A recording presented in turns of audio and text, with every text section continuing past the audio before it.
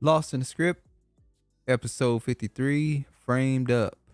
I didn't know what that meant until you told me what it meant. I said, framed up. It's the proper term for a false flag. Okay. Something new I didn't know. How y'all doing, man? Did you know that or did you? I looked it up recently. Okay. I didn't want to put that actually as a title because of the new rules on YouTube about what they call. No, you can't do that. So I just looked for a synonym for it. They already killing us, so killing us slowly. Anyway, man, hope y'all had a good week. We had some stuff happen this week. A lot of stuff happened this week. A lot of stuff happened this week. From the shooting, obviously, in New York. In Brooklyn subway. We had the Reparations Commission met up at a historic church. We had some unfortunate police shootings that happened. Yeah, so we're gonna talk over a couple of these things. Hold on for a second. All right, here we go. Now that's how we do it. All right, we're gonna go ahead and start. We already know. You already know what Y'all I'm gonna say. already know. I load a video on this. Literally, the day the information was coming out, I was like, this don't add up. And then the first thing they said was, oh, it was in a subway. A man, because they didn't know who it was at first. Obviously, they said they didn't know. Some random man was on a subway shooting. So, okay. Then it turns out, he had a gas mask on and he threw canisters of gas on the train. You go, this sounds like some military training at this point. Yeah. Then all of a sudden they said, oh, by the way, there was no cameras in the area. None. No cameras. How is that possible? In New York, I imagine the surveillance in New York is probably number one in America. You know how many cameras are on the train? The train, the wall, you walk into the platform. When you step outside your house, there's a camera. Yes. All the you're being tracked everywhere you go. Yeah. So they said all the cameras weren't working. All they had was cell phone footage. And then I said, okay. So I put up the video. I showed some of the early interviews with some of the people that were supposedly in the shooting. All of them kept saying is, yeah, well, I didn't see anything. They told us to just get back on the train, but a woman said she saw. I'm like, wait. They all kept saying somebody else said something. And I said, did they actually interview someone who actually saw the shooter? Number two, nobody was recording the actual shooting. If 10 people were shot, how many rounds were fired? 29 people were injured, 10 were shot. No one has camera footage of the actual gunshots just like that I've seen. Just like when these people be getting shot, they say somebody called the police. You never find out who called the police. Who is it? So there was a video they showed of the people getting off the train with the gas around them. And they just run off the train and start screaming. You go, wait. Y'all not actors. The gas is supposed to make you react some way. You're supposed to either pass out, either it's a tear gas you used to be not able to see. They just walked off the train screaming and running, like, get up out of here. It's like they was on a set. If I was thinking about looking up in the past 2 months any article that said they wanted any quote unquote actors in a certain area. Because normally around this time you'll see some story pop up in a newspaper. You'll find a clipping or an online article asking for actors in a particular area on a certain day. Every year around this time, something like this happened. Now I'm saying it's gonna be 2 more. Normally it's 3. Yeah. It'd be week after. It'd be the rule of 3. Yep. We'll see if another place in the country, 2 other places in the country, has a random shooting. Yeah, you see here, we got him. The police captured the gunman after a trip with the public. Oh, who said we got him? That was Mayor Adam. Oh, your boy. Please stop calling that dude my boy. That's your boy. You was, very disturbed when he, that Hispanic woman tried to steal his votes. Okay. Gonna keep going with this. So now they try to say, not only did the man leave a bag where he left his credit card, he dropped the gun, which they said jammed. That's their excuse for why he dropped it and left. Did he leave his ID too? No, this is the credit card.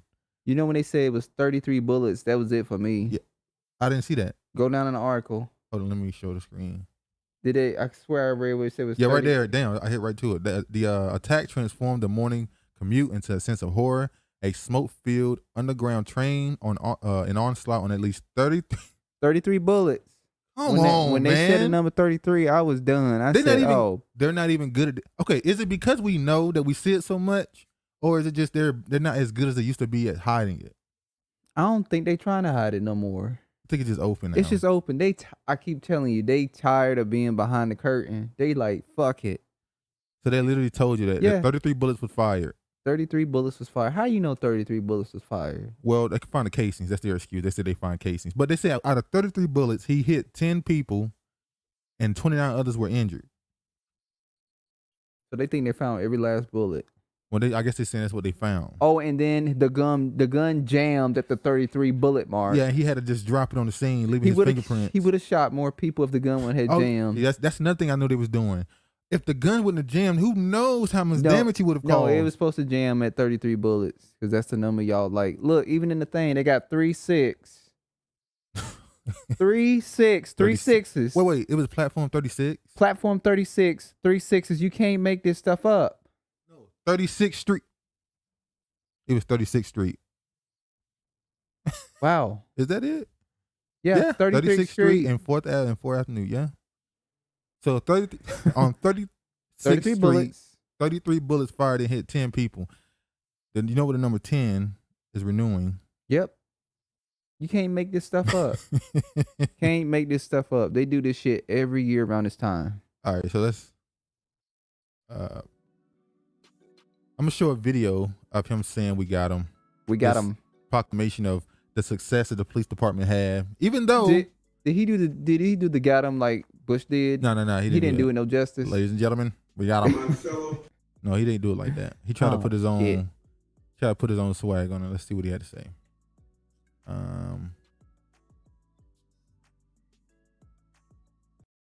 My fellow New Yorkers, we got him. We got him. I cannot thank the men and women of the New York City Police Department enough, as well as our federal agents, our state police, our first responders, from the 9/11 operators to the various men and women from our medical professions. We got him. It said to New Yorkers, we want to protect the people of this city and apprehend those who believe they can bring terror to everyday New Yorkers. Remember when they first released the articles on it, they said that the police were not looking at this as a terrorist attack. Now they're saying they are. And they're trying to get him as a black nationalist, but that doesn't fit who he really is. And I want to thank everyday New Yorkers who called in tips, who responded, who helped those passengers who were injured. Oh, you get the point. He went on just soliloquy. You about to say what?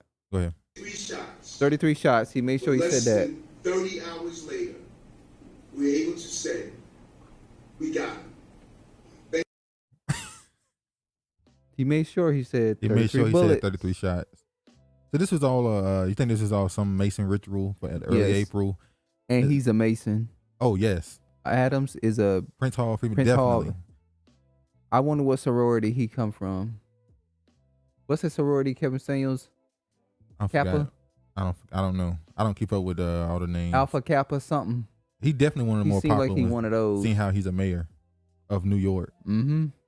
So let me show this one now. This is the let me get it right here. This is the police commissioner. Everybody black, huh? Oh yeah, they definitely playing this one well. Fortunate to stand here among these extraordinary investigators and federal partners to make this announcement. Moments ago, Frank Robert James was stopped on the street and arrested by members of the New York City Police Department. Officers, in response to a Crime Stoppers tip, stopped Mr. James at 1:42 p.m. at the corner of St. Mark's Place and First Avenue in Manhattan. He was taken into custody without incident and has been transported to an NYPD facility. He will be charged with committing yesterday's appalling crime in Brooklyn. We hope this arrest brings some solace to the victims and the people of the city of New York. We used every resource at our disposal to gather and process significant evidence that You're lying. directly links Mr. James to the shooting. We were able to shrink his world quickly. There was nowhere left for him to run. Through the course of this investigation, we developed additional information and evidence. Mr. Frank James, our person of interest, now became a wanted individual for yesterday's horrific incident. Mr. James is a male, 62 years old. He is known to us and has ties in Wisconsin, Ohio, Pennsylvania, New Jersey, and New York City. Now, they said at the beginning of the U-Haul that they attached to him was from Arizona. That man is not in no jail cell. He was taken back to his MK, His programmer. his programming room. I guess I can go ahead and show you. There's this guy they keep trying to give credit to for finding him. Let me find his name for a second. Zach. There's a guy named Zach that they're saying is the one who called in to the police. Not the police didn't do shit. They allegedly found his credit card, gave him the damn name, so they didn't need no investigation. His credit card was there next to the damn bag with a weapon. So the police didn't need to do any investigations. They just, oh, this is the guy right here. Just like in 9/11. Oh, look at the guys who drove the plane. Oh, look, their ID, instead of burning up. Look at it right here on the ground in this pile of rubble. This is who did it, people. Let's go to war. So he's a security camera installer. Yeah, I think so. Now listen to what he had to say. I see the guy, he walking sidewalk like this. The guy, he killed the 7 people in Brooklyn. Like, I was 2 days, I don't sleep, and I see that, when I see the 7 people die, I cannot breathe. Like, I cannot. This dude. So he's acting. I don't think he's acting. I think he's just some nobody who's trying to get fame for this. He's giving him the credit. They have to give the credit to somebody. No, but hold on. Sleep too. Like, I was. Oh, and by the way, you know that there was an Asian person that went on that was interviewed that was said, yeah, you said I it. told you, Fox. Yeah, what happened? Oh, he said he's just glad that he made it out alive because there's so much anti-Asian stuff going on. That, Oh, it was a nigga, so there's a possibility he was looking for me. because somebody, Honorable Arsena, Yeah. No, Sienna, I think she said that. Sienna, she was saying how they were trying to tie it to a black man. Stop Asian hate. Yeah, saying Stop black Asian men hate. are attacking Asians. Yep. Yeah. I don't like the life. Like, I want to try to work. I cannot because this guy, he put me in trouble. Like, when he see that 7 people killed, maybe the 7 people have kids, maybe have family, maybe something like that. So I don't need to shut this whole thing. You can tell his theater for him. He's using this for a little publicity. I'm not gonna say he's somebody who is an actor. I think he's just a nobody who got the cameras on him and he started, acting. Well, I'm gonna say it. Hold on. All right, now look at this.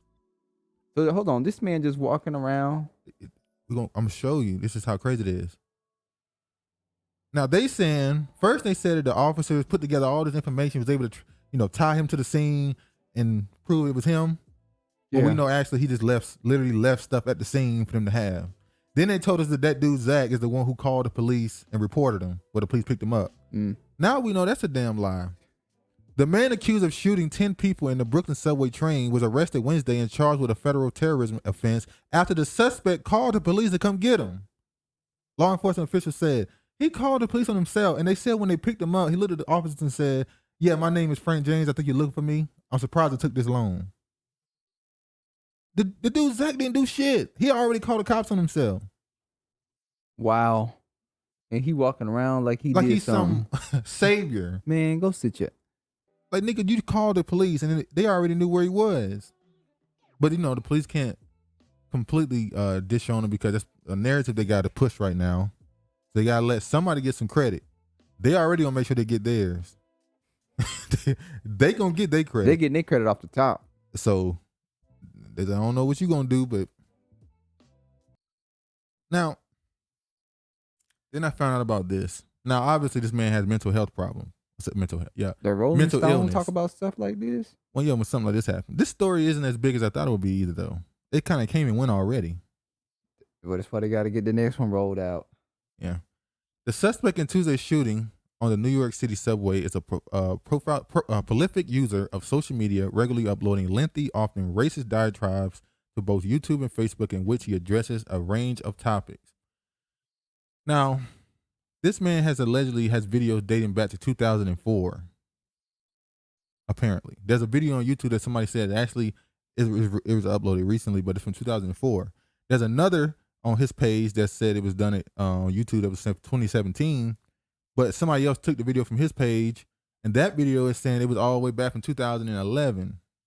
So he's been on YouTube Facebook for a long time. Now, go ahead. He just does commentary videos? Yeah, he just sits in front of the camera and gives his opinion on stuff. He is supporters, or at least he watched the content of Dr. Umar Johnson and Tariq Nasheed. Ooh. I don't know about anybody else. Those two people have been automatically connected to him. I remember there was a guy named Micaiah Johnson. Remember him? The one who allegedly shot up the police in Texas. Oh, yeah. He watched Tariq Nasheed and Corey Holcomb. And I remember vividly, cause when I watched Corey Holcomb, he would do one episode every Tuesday. And he made an episode where he was talking about the shooting of, I believe, the one in Louisiana. And he was like, you know, in a fit of rage, you say stuff. He was like, when are we going to do something? Mm-hmm. We killing ourselves, or we won't go after these people killing us, da-da-da-da. You know, he was giving his opinion on something. He was talking passionately. And literally the next week, this dude, the dude Micaiah Johnson, who watched his content, if I'm not mistaken, he retweeted that video, or at least posted that video somewhere of Corey Holcomb. And when it happened, people that watched Corey Holcomb was like, did he do that in response to you? So, and that FBI, I believe, or the CIA came to not Corey, Zoe. Zoe Williams. Went and talked to Zoe. They didn't go talk to Corey. So Corey was like, why didn't... As Zoe said, if he would have known what he know now, he would have got your ass. So Corey was like, they can't even talk to you? They ain't called to me. So what you say, Zoe? Corey kind of scared. Corey kind of, if you watch that, I forgot the video it was like 20, it had to be 17, maybe 15. Corey was kind of scared. Corey was like... Zoe should have been like, so what about that money? You want that money now? No, man, keep the money. Before. You want the money? No, keep it. That was before the money. That was before he punched Ari Spears. But yeah, you could tell. So they've done this before where somebody will do something, shooting people or something, go on a rampage, and they'll tie it to some content they watched. So I'm pretty sure they might do that with him. Like I said, they're already calling him a black supremacist or a black nationalist. He's not a black nationalist. This is what he is. There are some black people who they are for their people, but they're so pessimistic towards their people. They believe the only way black people can improve is if they absolutely go back to the absolute bottom. Like the worst that happened to black people, they believe the best. Yeah. Because it'll force them to be around each other. It'll force them to unify. And some people say out of destruction comes the building. Yeah. So they believe in burning everything down to build something new. So he's one of those dudes. I wouldn't say he's pro-black, because he definitely don't love all black people. It's just, I got black skin. I have to have some level of pride in this. The man said, do black women need to be sterilized? Exactly. He said black men need to be damn slaves. Need to go back to slavery. Like he's a person who feels like, okay, I'm connected to these people. I don't want to be, but I'm going to at least hope for the best. And I can see for you niggas so useless. That's his opinion. Is that Uncle Ruckus? Yes. Basically, he's Uncle Ruckus. But Uncle Ruckus just wanted to be white. He doesn't want to be white. He hate everybody, basically. He's I hate all people. He called himself the truth something. The truth 8808 or something like that. So he's one of those dudes that believe, I don't believe in any allegiance to anything except truth. His version of truth, should I say, of what he believed. Now, when you read this article here, let me go right quick. When he said that place made him more dangerous, he's talking about a place that's supposed to help with behavior. He had obviously mental health problems. All right, so this is from the page Rolling Stone. It says, one of the photos of James released by NYPD was taken from a recently uploaded YouTube video titled Stop One Complete, which was posted to a channel called Prophet of Truth 88, a Facebook page under this name Prophet of Doom 008. Contains videos similar to those posted on the Prophet of Truth 88 YouTube channel, some of which feature individuals sporting identical clothing worn in YouTube videos, and it also includes a playlist titled Prophet of Truth 88 on Wednesday. YouTube wiped James' channel, saying it was terminated for violating YouTube's community guidelines. It existed for years, but now you delete it. Was it real? So he's been on YouTube allegedly for years, but he just now broke the guidelines. But you do anything, and this little channel do anything, We and it's get strike hit. your ass. Although the man in the videos uploaded to both YouTube and Facebook accounts never identifies himself by name, he bears a strong resemblance to the photos of the James distributed by authorities. In a news conference Tuesday, NYPD Commissioner Kachant Sewell stated Mayor Adams' security detail has been bolstered in light of the videos the New York Times reported, thus indirectly confirming the link between James and the disturbing social media posts. In his videos, which number in the hundreds and feature titles such as we need more racial profiling, should black women be forcibly sterilized, to kill or not to kill, James often rails against numerous racial and ethnic groups, including whites, blacks, Jews, and Latinos. He also compares people of color to a bunch of turds in the toilet, waiting to be flushed down the drain by society, and implies that a race war between whites and blacks is imminent. See, that term right there, when he said a bunch of turds in the toilet waiting to be flushed, he's saying you're waiting to be destroyed.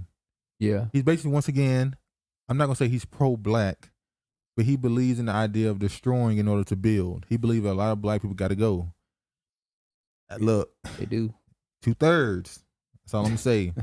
White people and black people should not have to have any contact with each other, he says on March 23rd video titled Born in an Insane Asylum.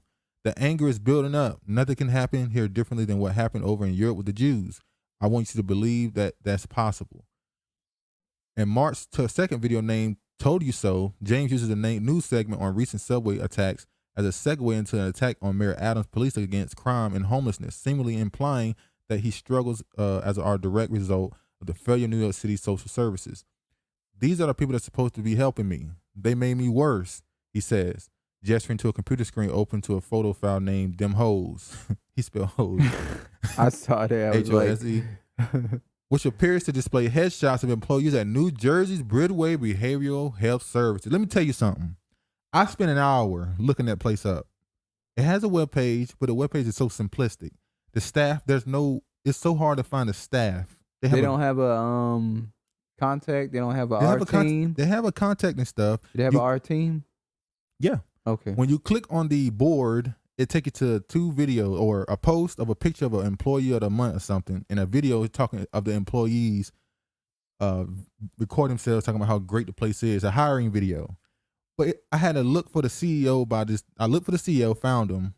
But I found the previous CEO, who was a New Jersey council man, who ended up losing to a Democrat. He's a Democrat as well. He lost to a Democrat who's associated with Nancy Pelosi and them, a black dude. Sure. But I could not find, because it said it started in 1979 or something like that. I could not find who started it. I know it's an offshoot of a government program, mental health program, but I can't find who started it. It's a not-for-profit corporation, but I can't find who started it. I can't. The last dude who was on the who ran it, the CEO, he was there for apparently 32 years, but I can't find who started who started it. That's a long time. 32 years. Exactly. He left in 2020. Wow. So I guess he retired. An organization James references in numerous videos, they made me fucking worse. They made me more dangerous than I could ever. Than anything anyone ever fucking imagined. These are people that Eric Adams wants to send out to help the homeless, and whatever the case may be, it ain't gonna happen. So he's saying Mayor Adams want to send these people out who make people with problems worse. I don't know if he's saying he ain't gonna let it happen, or if he's saying it ain't gonna happen. Now, if he has a problem with them, why didn't he go? I'm not saying he should have.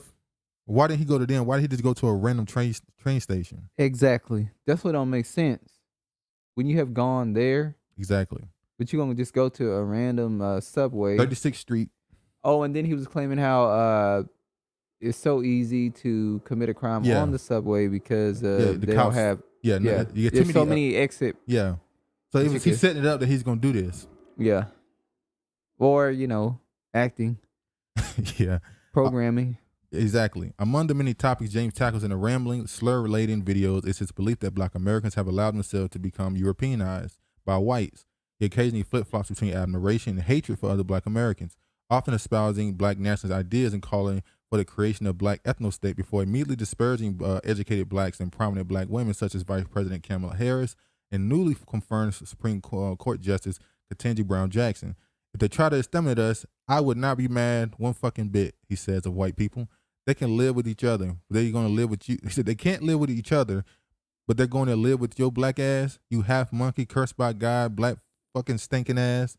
Once again, this is him. His anger is hard to explain because I've seen these type of people before where they talk very disparagingly towards black people, but they try to do it in a righteous anger way.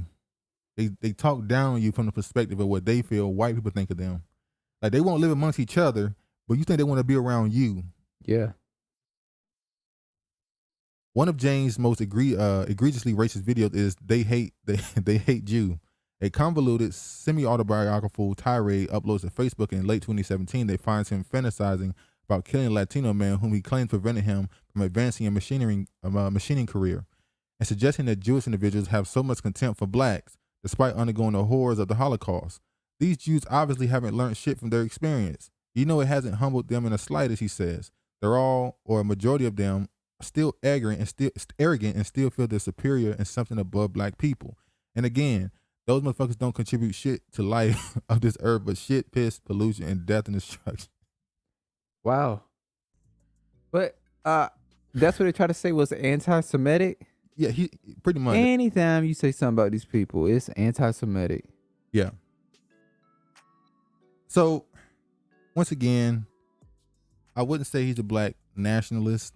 He's just a black person who feels like I have to be black.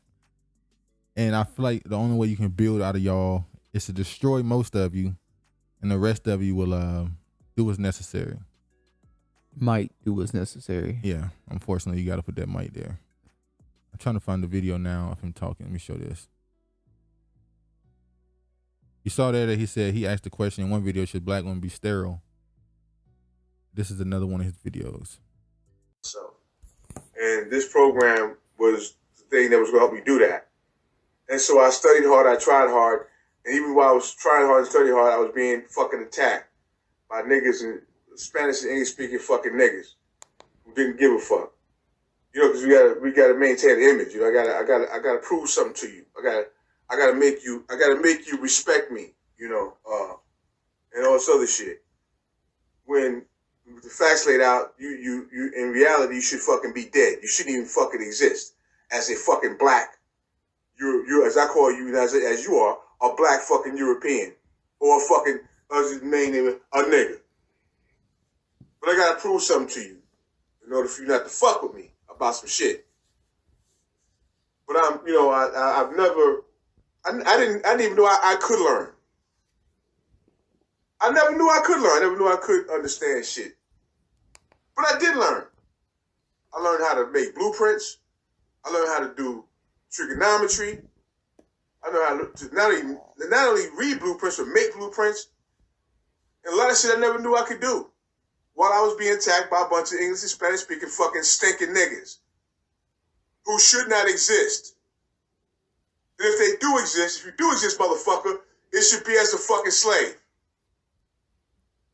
But I was being attacked by these motherfuckers while I'm trying to learn my trade. But I did it, and I graduated. I got a job working with a white motherfucker, racist white motherfucker, little snivelly ass motherfucker, UC Matheson. As you can see, he did win in on everybody. Yeah, he did. Everybody could get it. So they're gonna push this black nationalism thing probably even further. This is Dr. Umar post. He said, "This is the subway shooter. The buzz on YouTube is he made about 5 videos on you. A couple he agreed with you, but for the most part, it was about how you can't do what you're trying to do, what I find interesting, YouTube has since taken his pages down. Some of the other folk grab videos, but since the FBI is involved, YouTube is cracking down on the distributing talk. Many of them spew. What's even more funny is that they are now saying the feds want to know who he was listening to, as if to associate him with you. And you say he was listening to Tariq He too? listened to Tariq too. He actually retweeted a video of Tariq when he talked about Tommy Sotomayor in 2014. Well, I would say out of the two, Dr. Umar a little bit more, probably more associated more with Dr. Umar Johnson if they're trying to label him a black nationalist. I could say he retweeted a video Tariq is not a black talking nationalist. about Tommy Sotomayor. Yeah. When he was talking shit about him. I think it was 2014. So I don't know. We'll see how they try to twist that and make that into the same thing they did with the Cardi B situation. Are they going to now make you, if somebody who commit a crime watch your content, can they now take you off YouTube or deplatform you from Twitter, Facebook? It's getting rough out here. So if I watch your content and I commit a crime, they can say you influenced me and that you are a what's the word they have for it? You're an instigator. So they may try and deplatform people for that. We'll see. We're on the same day as the shooting. New York Lieutenant Governor resigns after arrest and federal probe. Was that kind of to make I'm the not smoke little?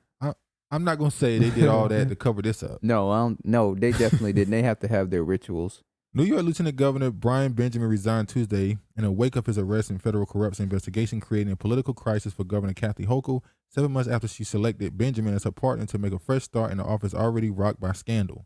Benjamin, a Democrat, was accused of in an indictment of participating in a scheme to obtain campaign contributions from a real estate developer in exchange for Benjamin's agreement to use his influence as a state senator to get a $50,000 grant of state funds for a nonprofit organization the developer controlled. His last name Benjamin? Yeah, he's Jamaican. Okay, about to say that don't make sense for a black American. Facing charges including bribery, fraud, conspiracy, and falsification of records, Benjamin pleaded not guilty Tuesday at an initial appearance in Manhattan federal court. He was released on bail, was set to $250,000. The terms of his release call for his travel to be restricted and to bar him from returning to state capital in Albany. Why he resign if he ain't guilty? Well, because even if you're not guilty, when you get hit with something like this, you resign because you don't want the scandal to reach the other parts of the administration. Kathy Hochul told him to quit. She said, I'm either going to fire you or you're going to walk away. There's some people that fight for their innocence. They do not quit. Well, he's still fighting for his innocence. He just quit his job. No, they don't resign. They're like, I'm not resigning. I didn't do anything. Listen, he did not resign. Kathy Hochul and them told him to get up out of here. We're going to fire you, and either we're going to fire you and say we are disappointed in you and insinuate we think you're guilty, or you're going to resign and we ain't going to say nothing. So he bounced. He did a smart thing. All right. Lyft suspends surge prices after fearful New Yorkers rage at Uber.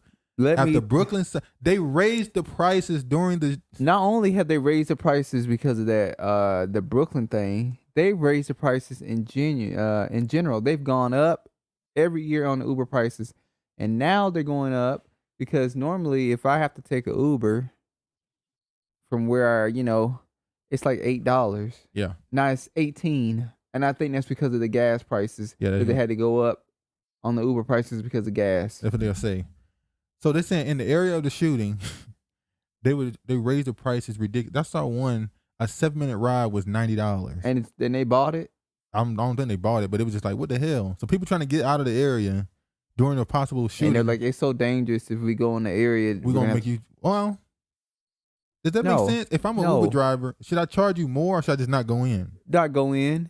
No, that's some bullshit. I don't know. A way for them to make money. No, they ain't no putting your life in no danger. Let me play the devil's advocate. No, you don't need to play no devil's advocate. If I'm coming into a possible dangerous area, should I not charge more? No, you shouldn't, because you're choosing to go in that area. What's gonna happen to you? I can get shot.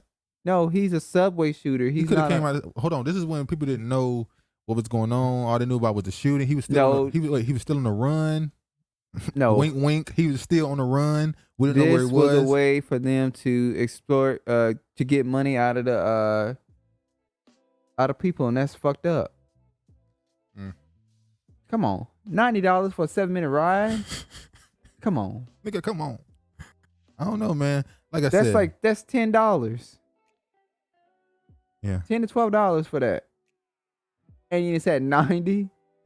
Shit, I'm walking, and if the gunman, I'm gonna stick his ass if he try to get me. Hey, if you get within a certain range of him, a knife is more dangerous than a gun, so you might have a chance. But yeah, clearly, His I know gun jammed, so he had let out those 33 rounds, so I didn't have to worry about it. Yeah, his gun jam after that. 34 would have just ruined everything. So I definitely believe, obviously, this was a frame up, and this is what they do around April. Yep, you This got is 2 Easter, more. right around Easter. This is what you Don't get. be surprised. Nothing has happened in Seattle. Nothing. No. Well, you did have the Capitol, whatchamacallit, when they cut off the area and made it a Oh, zone. the Capitol Hill. And they made it a what's it called, zone, no cops allowed. And then Yeah. a black dude. What did they name it? Two people were killed, 2 black people, in a zone created The zone. to That's the name. protest black people. They literally had that area for like 2 months, I believe. Yeah, I think so. And then people started dying in there, and it was like, hey, They took over the police department, quote they unquote. let them. The what's her name? Was it the governor or the mayor? It was, It was a the woman. mayor and it was the police department chief. Remember, she resigned. Yeah, she said, let them take it over. Don't stop them. And it was like, what are we doing? No Yeah. law and order. So now look at it. That's why this city is the way it is. It's destroyed. Yeah, I remember there was a video on YouTube that came out 3 years ago. They called "Seattle is Dying," It's and it got dead. 3 million views. I was like, damn. It's dead. It's terrible here. It's terrible. That's what happens when your city is run by a bunch of liberals. Yeah. All right, let's talk about money being stolen and lives being taken. Unfortunately, This was sad. Yeah, this is sad. Family demands release of body cam footage of deadly police shooting in Clayton County. This is an older man. Charles Calhoun's family says he had a gun the morning of March 23rd because he thought his home was being robbed. So he came out on the porch with his weapon, his firearm. He thought somebody was trying to rob him. He was protecting his property and his family, and the cops ended up shooting him. And they never released the body cam footage. And we know why. Nowadays, if they release the footage, it's because they think possibly It don't make sense to me they can get away. that the police would arrive on the scene.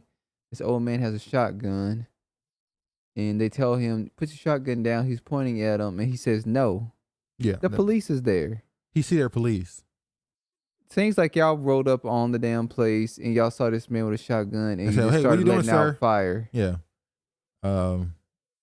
His daughter said he is not a villain. Chelsea Calhoun, his daughter, he was a homeowner protecting his family, protecting his house. Let me show her speak right here.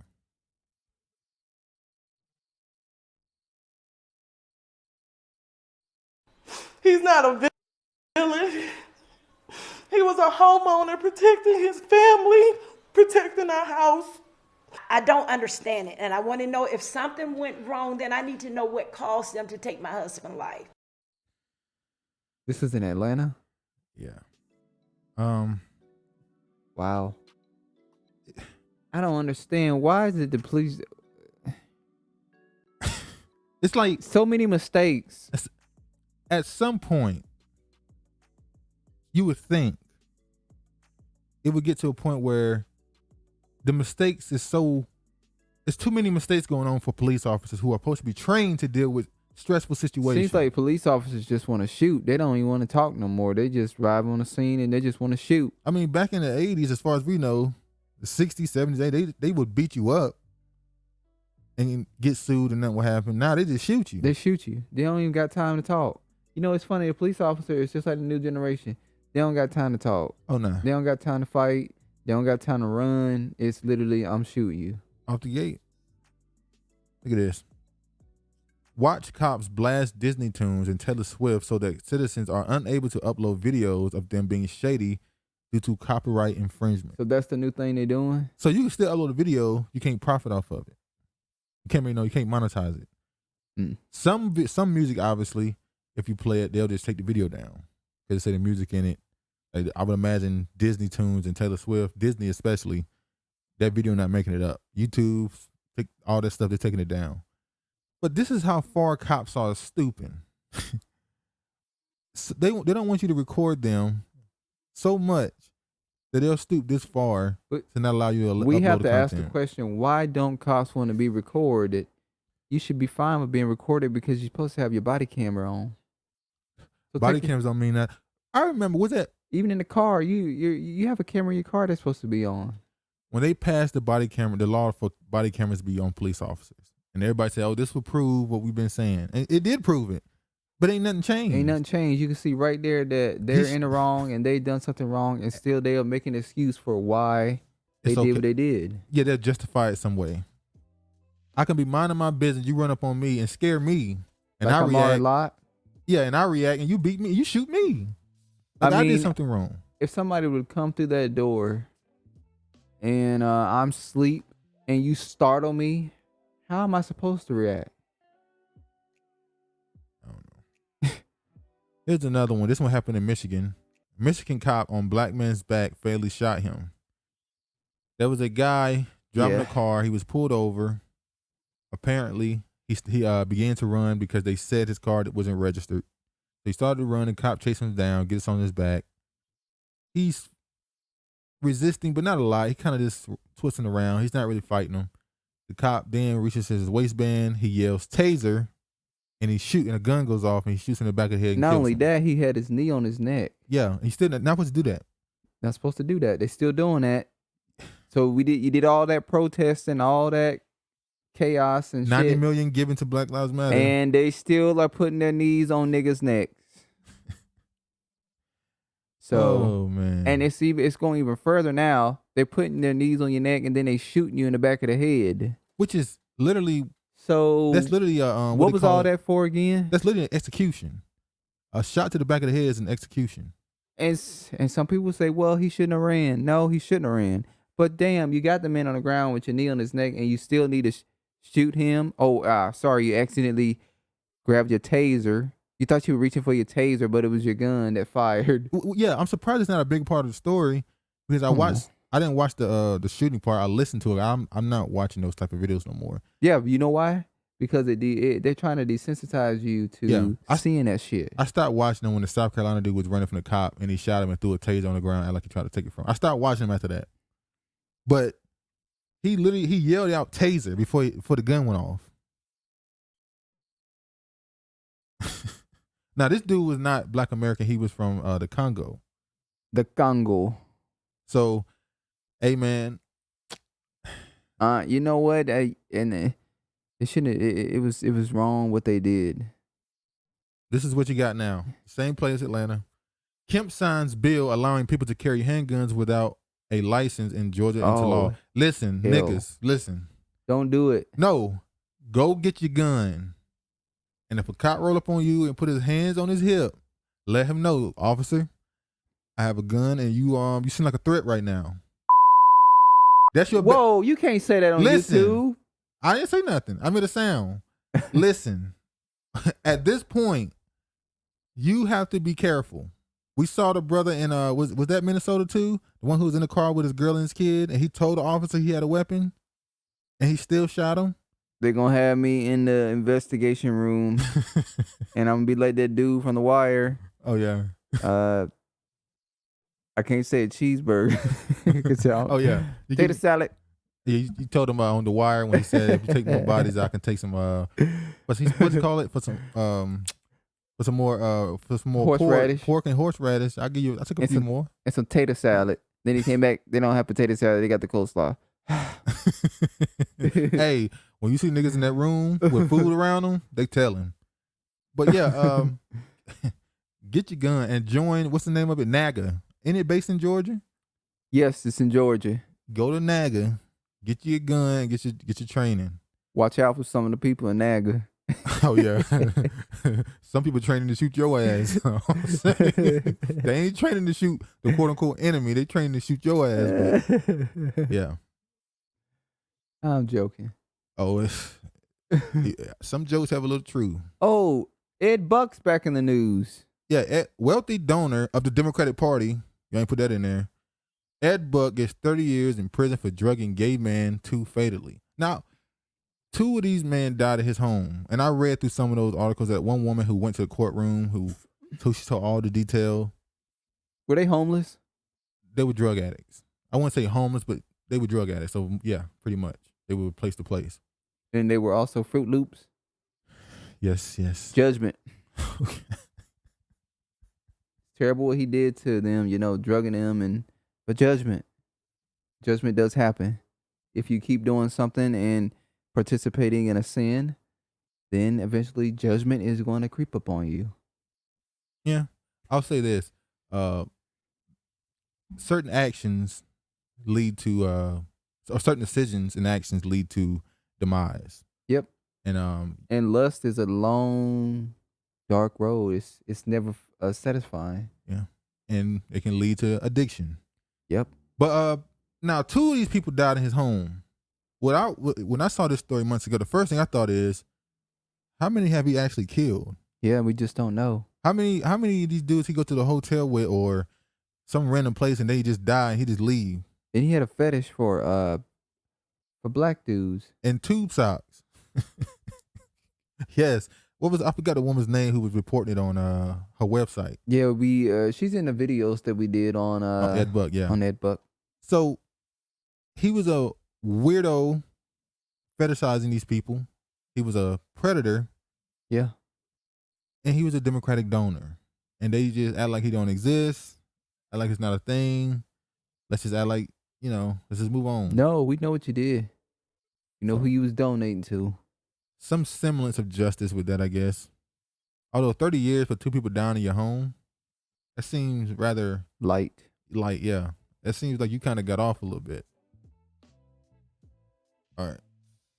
And they made sure they pointed out that he purposely was drugged into a point. He added something to the drug to purposely put them in a state of where they just couldn't move. So he was into what's it called? They were lucid, but they couldn't move.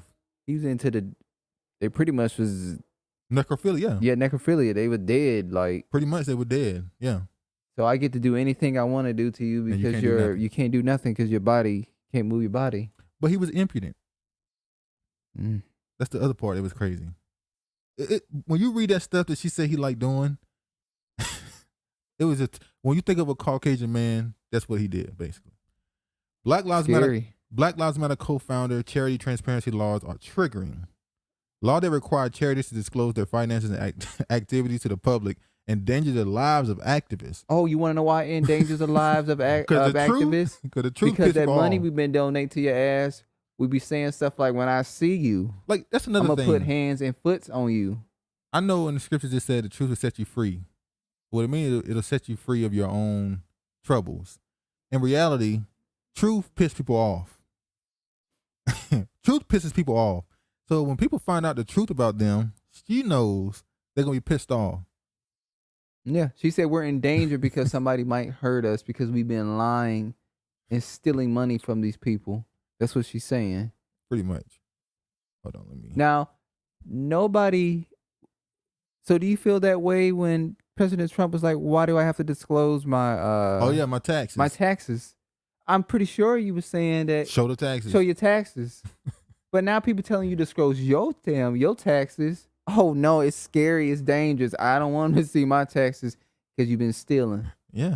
Your whole damn family, your baby daddy, your mama, your sister, your brother, all. See, this is why you shouldn't talk or address or say stuff, because sometimes things come back to bite you. Yep. Take that 180 on you. Or should I say so 360? CNN, you should be saying show the taxes. 100%.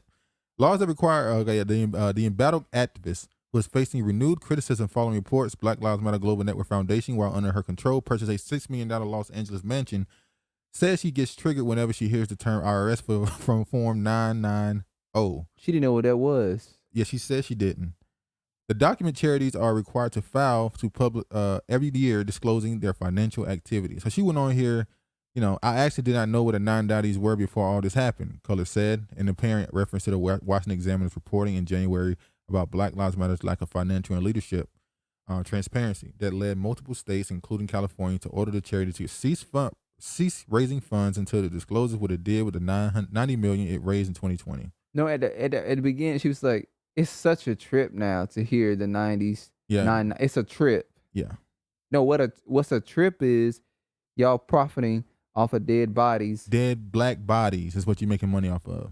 That's what's a trip. You're in a better financial situation talking about the death of black people than you were before. You don't feel. How do you sleep at night? Oh, she sleep just fine. You sleep on these comfy She sleep pillows. just fine in her $6 million box. Oh yeah, that's what she refers to the mansion as a box. You don't know what it's like to live in a box out here. I know what it's like to live in a box. You don't know what it's like to live in a box. At least not no more. She don't know no more. Maybe she did in the past. That's why she said I ain't going back. It's like a drug dealer. They willing to deal with all the bullshit they're doing to their community because, you know, I got the hustler spirit and I ain't want to work for nobody. And I ain't going back to being poor. Cullors said activists suffer trauma and that their lives are put at risk when charities under their control are required to disclose publicly what they did with the tax-deductible donations. What's the trauma? Fear. That ain't trauma. A lot of fear. You know, trauma is a child being sexually harassed or sexually assaulted from the age of 3 to 11. That's trauma. Yeah. Having to hand over your damn taxes, that ain't no trauma. Yeah. Cullors said, that doesn't seem safe. This doesn't seem safe for us, the non-dotty structure, this nonprofit system structure. Now, a lot of time when people start talking about changing the structure, it's because it don't benefit them no more. Exactly. This funding and activism don't benefit her no more when it comes to handing over her taxes and her finances. Yeah. That ain't beneficial no more. People support you when it's beneficial. Here's another article. Stop hustling black death. Samira Rice is the mother of Tamir, not the mother of the movement. She has a long story. She comes through the damn. When she says she from the hard knock life. You read all this? Yeah. She was 12 years old. Her father kicked her out. She said she's on the streets, hustling. Ended up selling marijuana. We know how they go. She has an older daughter. Then after her daughter, she had a son. Then she had another son, and then she had Tamir Rice. Mm-hmm. And she said Tamir Rice's father was abusive. So she said her kids were taken away, 3 of them except for Tamir, and they were given to other family members. And Tamir went with her to the homeless shelter, and she said that's why I guess she was very attached to him. He was attached to hers because I guess the struggle they went through going from the shelter. But she did say she ended up getting all of her kids back. So yeah, to be kicked out at the age of 12. Can you imagine a 12-year-old being kicked out? What is wrong? This is particularly with women. Yeah, they will get kicked out and just live and be on the street because you know what, they find it easier. I'm not saying you find it easier, but somebody will take you in even if they're faster. abusive. Yeah, even if they're abusive. You know, somebody will find a way to. When a man is. When you out on the street, you asked out. Yeah. It is what it is. But nobody a woman, gonna help you. You have certain things about you that could make someone say, "I'll take you in." I'm not saying it's better. Positive. Not saying it's positive, but it's there. It's the point. It's the option there. But it's yeah, she had option, but it's an option. She had a rough life. So can you imagine a 12-year-old girl, especially, being out on the street? Well, did she go stay with family members? She never said she stayed with family members. She I would said imagine she was hustling. She said she was a petty thief. Well, I would imagine she was in and out of other family members' houses. Probably so. You know, people, up until about 16. Before I came to Seattle, Washington 13 years ago, I had never seen a homeless person. Homeless for us was somebody staying in the house, sleep on the couch. And you telling them they got to go, but they never go. They're supposed to be there for a week. They end up being there for 2 months. And then it's like, okay, you got to go. No, then an argument happens, a blow up happens, and they finally got to leave. And then the they next just go to another. It's their squatter. They just go to another family member house. And after a couple of weeks, they'll come and apologize, and they'll be back in. But up here, you actually seeing somebody, like, it was 35 degrees the other morning. And the wind it's different when the wind blowing because it cuts you. Let me tell you something about cold. Okay, I'm a little southern guy from North Carolina. I'm kind of used to it. When we first came up here, I wore a fleece. This is what I mean. Cold down there. It get down to 30, but that's December, January. November, I could still wear a fleece. Yeah. I wore a fleece downtown. They said it was 42 degrees. 42 degrees is not cold. No, it was not 42 degrees. The wind. Yeah, the wind make it a little more. The wind cutting through those buildings. Yeah. It felt like I was in negative degree temperature. No. I ain't never been that cold. And I saw homeless people laying in cardboard boxes on the side of the street. I said, how are you even trying to sleep? Let me tell you what my little country dumbass did when I first came here. I had on some damn Crocs. Oh, And it yeah. was- Pause for a second. Crocs. That became a new thing. Crocs became popular again. Yeah, So this we was- were wearing Crocs in 2010. Yeah, that's about the year I was wearing it. 2009, 2010. Yeah, I it was remember- 2008. I remember Or everybody 9. who was what they call those, not RNA. Yeah, RNA. nurses. All the nurses, all the people, all the CNNs and RNAs. all the CNNs, RNAs, whatever in the registered hood. nurses. They was rocking Crocs. All the people that worked at the plant, they wore their boots. When they got off work, they wore their Crocs. So I was surprised recently in the last few years, the Crocs became popular again. It was like, we already wore these. But all right, go ahead and finish your story. Don't go outside when it's snowing outside. It's 30 degrees Yeah. with Crocs on. Because Feet I was- walked a block and my damn feet was frozen. I had to go back up. And when I came back in, the RNs, they were laughing. And the CNNs, they were like, you can't be from around here. I was like, I'm not. She was like, do you know that you got Frostbite, yeah. you get frostbite, and if it get too bad, they will have to cut it off. amputate your leg, Yeah. your foots. So that was very dangerous of you. You Yeah. did a lot of dangerous shit up here, though. We're going to get into everything. Travis was a damn daredevil up here in Seattle. Boy, I don't know what happened. If y'all knew who he was in North Carolina versus who he turned into up here, he turned into a daredevil. But we'll save that. Let me show this.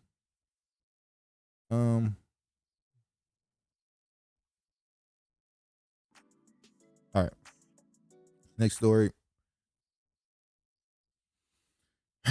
More than 90 million missing from AME pension funds. Lawsuit That ain't claiming. nothing new in a church. Retired African Methodist church pastor has filed at least 3 federal class action lawsuits alleging the church mishandled tens of millions of dollars in pension funds. First of all, how does a church get tens of millions of dollars? Donations. It's a nonprofit, Jesus. so they ain't got to pay taxes. It's called the 501. African. Your 501c3. Yeah. So that's why he was able to have all that New money. Tree of Life. Oh yeah, here at the Great Ebenezer New Revival Tree of Life Institutional Devil Rock on the side of the road of the Jericho Missionary Baptist Church of Zion. Did I say Mount Calvary? No, you didn't. Y'all don't hear me. But yeah, African mythologist. Methodist Episcopal Church. Episcopal. That is not a norm in the black community. Methodist is not even known. It's not a Baptist. When they said African, Yeah, I've it's never a heard that historic- before. It's one of the historical churches. Okay. But yeah, his name is Bishop Wilford T. Messiah. Now, He's a hold on. Messiah? I wonder if that's his real name or is he another, what's his name? Bishop Eddie Long? No, not Eddie Long, the other one. Him too, the other one. Oh, Cleflo Dollars. The man, that is not, he really trying to get people to believe that's his name. That's what they said his That's what daddy my and mama mama named named him. him. My mama named me that. His mom and daddy knew he was gonna be about that dollar, so they named him Cleflo Dollars. It's crazy. You read the article, didn't you? No, I didn't read this one because I already knew that it was Last churches month, be stealing. AME leaders stopped making payments to retirees after discovering alleged financial irregularities to the church's pension fund. According to the lawsuit filed in Southern District of U.S. District Court for the District of Maryland, the former leader of the church's Department of Retirement Services invested plan assets in imprudent, extraordinarily risky investments that ultimately lost nearly $100 million in plan participants' retirement savings. So he was taking their money and risking it to make a profit. He's ready to risk it all. Church officials allegedly gave sole authority over the pension fund to former head of retirement service in AME and little to no oversight, according to the lawsuit. That led to investments and purchase of Florida land, a loan to a solar panel installer, and investments in a now non-existent capital venture outlet. So they were trying to buy land and seemed like they were trying to build a community, and it just fell in. Is that really what happened? He bought land, Did nobody? solar panels for an installer, so that he can. But they said they can't find out where all the money went to. So did he build his own shit up and just leave? Maybe so. Did he lose the money or did he just take it? You'll The never- lawsuit alleges church officials have admitted that the pension plan, which was valued at $126 million in June 2021, had lost at least $90 million, and that no one connected to the church knew where the money had gone except for the former head of retirement services. The suit was filed on behalf of Reverend Cedric Alexander, a retired pastor from Maryland, and it names the former head of retirement services, the trustees of the retirement fund, and AME and his bishops, among others. Alexander is one of the thousands of retired clergy and church workers affected by the pension plan crisis. They have thousands of church workers? Yeah, it's not just one church. It's all across the country. Oh, So okay. I'm wondering, these people, they have no money now. These older people who retired, who from this, the clergies, the pastors, the bishops, the So people that work in the church, They're they not going to retire then. they are retired already. They're not getting no checks though. So it's paused. So anybody who's planning on retiring soon, they ain't getting nothing. That's a lot of people that's going to suffer from this. Wow. As a result, the African Methodist Episcopal Church gross financial mishandling. Nearly 5,000 pastors, church elders, and other employees find themselves contemplating a future without the retirement funds they were depending on, said William Alvarado Rivera, Senior Vice President of Litigation at AARP Foundation, which is helping represent Alexander in a statement this week. So he's going to help these people, but I don't really know if there's much they can do. I mean, they said they're going to try to get the money back in full and get these people back their pension, but if the money is lost, all they can do is either replenish it. You don't lose that amount of money. It said he lost it in investments. If the money is truly gone, then all they can do is just give them the money back, or maybe they'll give them the money back, or somebody gonna have to go back to work. That's what I think most likely gonna happen. They're starting over. Some of them, at least. Now, speaking of pastors, you see this one? Yes, I did saw this one, and it had my blood boiling. Is he Black American? Yes, he is. Wow. I'm pretty. Let me stop. I'm pretty sure he is. Let me say that. It's sickening. It reminded me of Clyburn, what he did for the Native Americans. For the Native Americans. Yeah, fighting for their land. This is in California? Yes. Now, interesting, this is in California because they just passed that reparation thing. Yeah. And they did not include immigrants. Yeah. Black immigrants. Because Hispanics, they won't qualify. Well, the only ones behind him right here is Hispanics. No, he has black ones too. Okay. If you scroll down. So they didn't get nothing. And then you go and you make you give them $1.25 million immigration relief fund benefiting District 9 neighbors. But when it comes to black people, we have to have a study. We have to have a task force. Did they have to do all this for these District 9 neighbors people? Did they have to create a task force for these people? No. No, they didn't. So why, when it comes to Black Americans, it's so hard for us to get anything? Well, did you see, if you go further down, he said that this is a part of a $22 million package they have, and only that $1.2 million is going to the immigrants. So where's the other money going to? I guess he's trying to say that's going to go to the black people, even though he did not announce that. So why wouldn't we get it first and then you announce them? Well, I'll let you see it first. My latest round of grants will allow 3 immigrant rights organizations to provide legal services, universal representation, as well as outreach and education. The dedicated funds include filing a fee assistance to help pay for neutralization, lawful permanent residence, deferred action for childhood arrivals, and temporary protected status. It was also important for me that the initiative incorporated a CD9 Justice Fund offering legal representation to undocumented Angelinos facing deportation. We must protect our immigrants and acknowledge that they make up the rich tapestry of our city and our nation. Wow. With the federal government that continues to fall short, families in District 9 do not have the luxury of waiting for them to take actions. Families belong together. So we don't have the luxury either for waiting for that task force shit and this HR 40 shit to go. I don't understand, why is it so hard for you to put yourself first? He hid like 80 replies. Somebody said, "Nigga, what are you doing?" So what are you doing for the black community in your district? So people was going in on him. Where the Black American money? So he tap dancing, boot liquor. So he hid all those replies right there. So you need to get this. You need to vote this man out when his election come up. Do not vote for his ass. Let me trying to find the part where he responded to somebody saying, so what the fuck are you doing for black people? He said, wow, current price, where's the Black American Freedmen Fund? Black American Freedmen comprise 60% of the homeless and are locked out of the economy by the immigrants. You are grinning about giving more money. Enough is enough. We have to vote you out too. Yep, vote his ass out. Someone called a bootlick coon. I'm trying to find one of his response. Here you go. He said, the initiative is part of an unprecedented $24 million my office is spearheading to invest funds directly into the District 9 community. It represents 5% of the total dollars being distributed to nearly 100 community-based organizations. More details come next week. And that's what he just kept saying. She kept hiding their reply and responding with the same thing. So that's clearly most likely, it's not him, obviously. It's his intern or something that said that. They had to find a way to talk around that, what just happened. Even if he come out with something, still get his ass out. Because he's lying. Get his ass out. You read this one?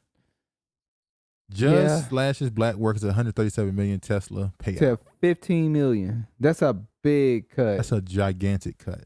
So this dude who won all this money, and this dude who sued for yeah, I mean the judge is pretty much saying that what you experience is not worth $137 million. So basically, on the job, he had to deal with extreme racism. He said they were painting a nigger on the wall. There was a section that the black people work in that they called the plantation. He said you just hear nigger all day long. Well, why would they continue to work there? I agree. I agree. That's the weird part, that y'all going to work where there's a plantation section. Well, no, it's not actually the plantation. You know that, but they're calling, like, the people are saying, "Oh, you work in the plantation." I'm sure and it's then not you see just nigger black on the damn walls. I mean, there would be some point where it's like, well, he sued. What you supposed to do? Why didn't nobody else sue though? I mean, well, I think he was at a higher level from that. He wasn't just some some quote unquote worker. Oh, he just wasn't a worker bee. He was. Wasn't. It's just a low entry. Yeah, a federal judge on Wednesday. Worker. No, he wasn't. He was a contractor, I think. Well, those people suffered too. I'm not saying they shouldn't sue. I'm saying they didn't. They didn't. More than likely, they didn't think they could. I mean, I'm gonna be honest with you, if I may. When I saw that he was getting $137 million, I was like, is it just going just to him? That's a damn bit. I thought it was like, is it going to multiple people? But for one person. I think because he's a contractor. Yeah. And because they say that his potential earnings is going to be very high, and them doing this could discourage him from continuing the career path. Well, the judge said $15 million is good enough for him. Yeah. A federal judge on Wednesday ruled that Tesla is on the hook for black employee claims that endure racist treatment when working for the electric car giant. But while U.S. District Judge William Orrick. What am I talking about? It's Tulsa. That's why they Tesla. That's why that they awarded him so much money. Yeah. Tesla is worth billions. That's Elon Musk. Exactly. Okay, never mind. You can afford to get that man. Get that man his money.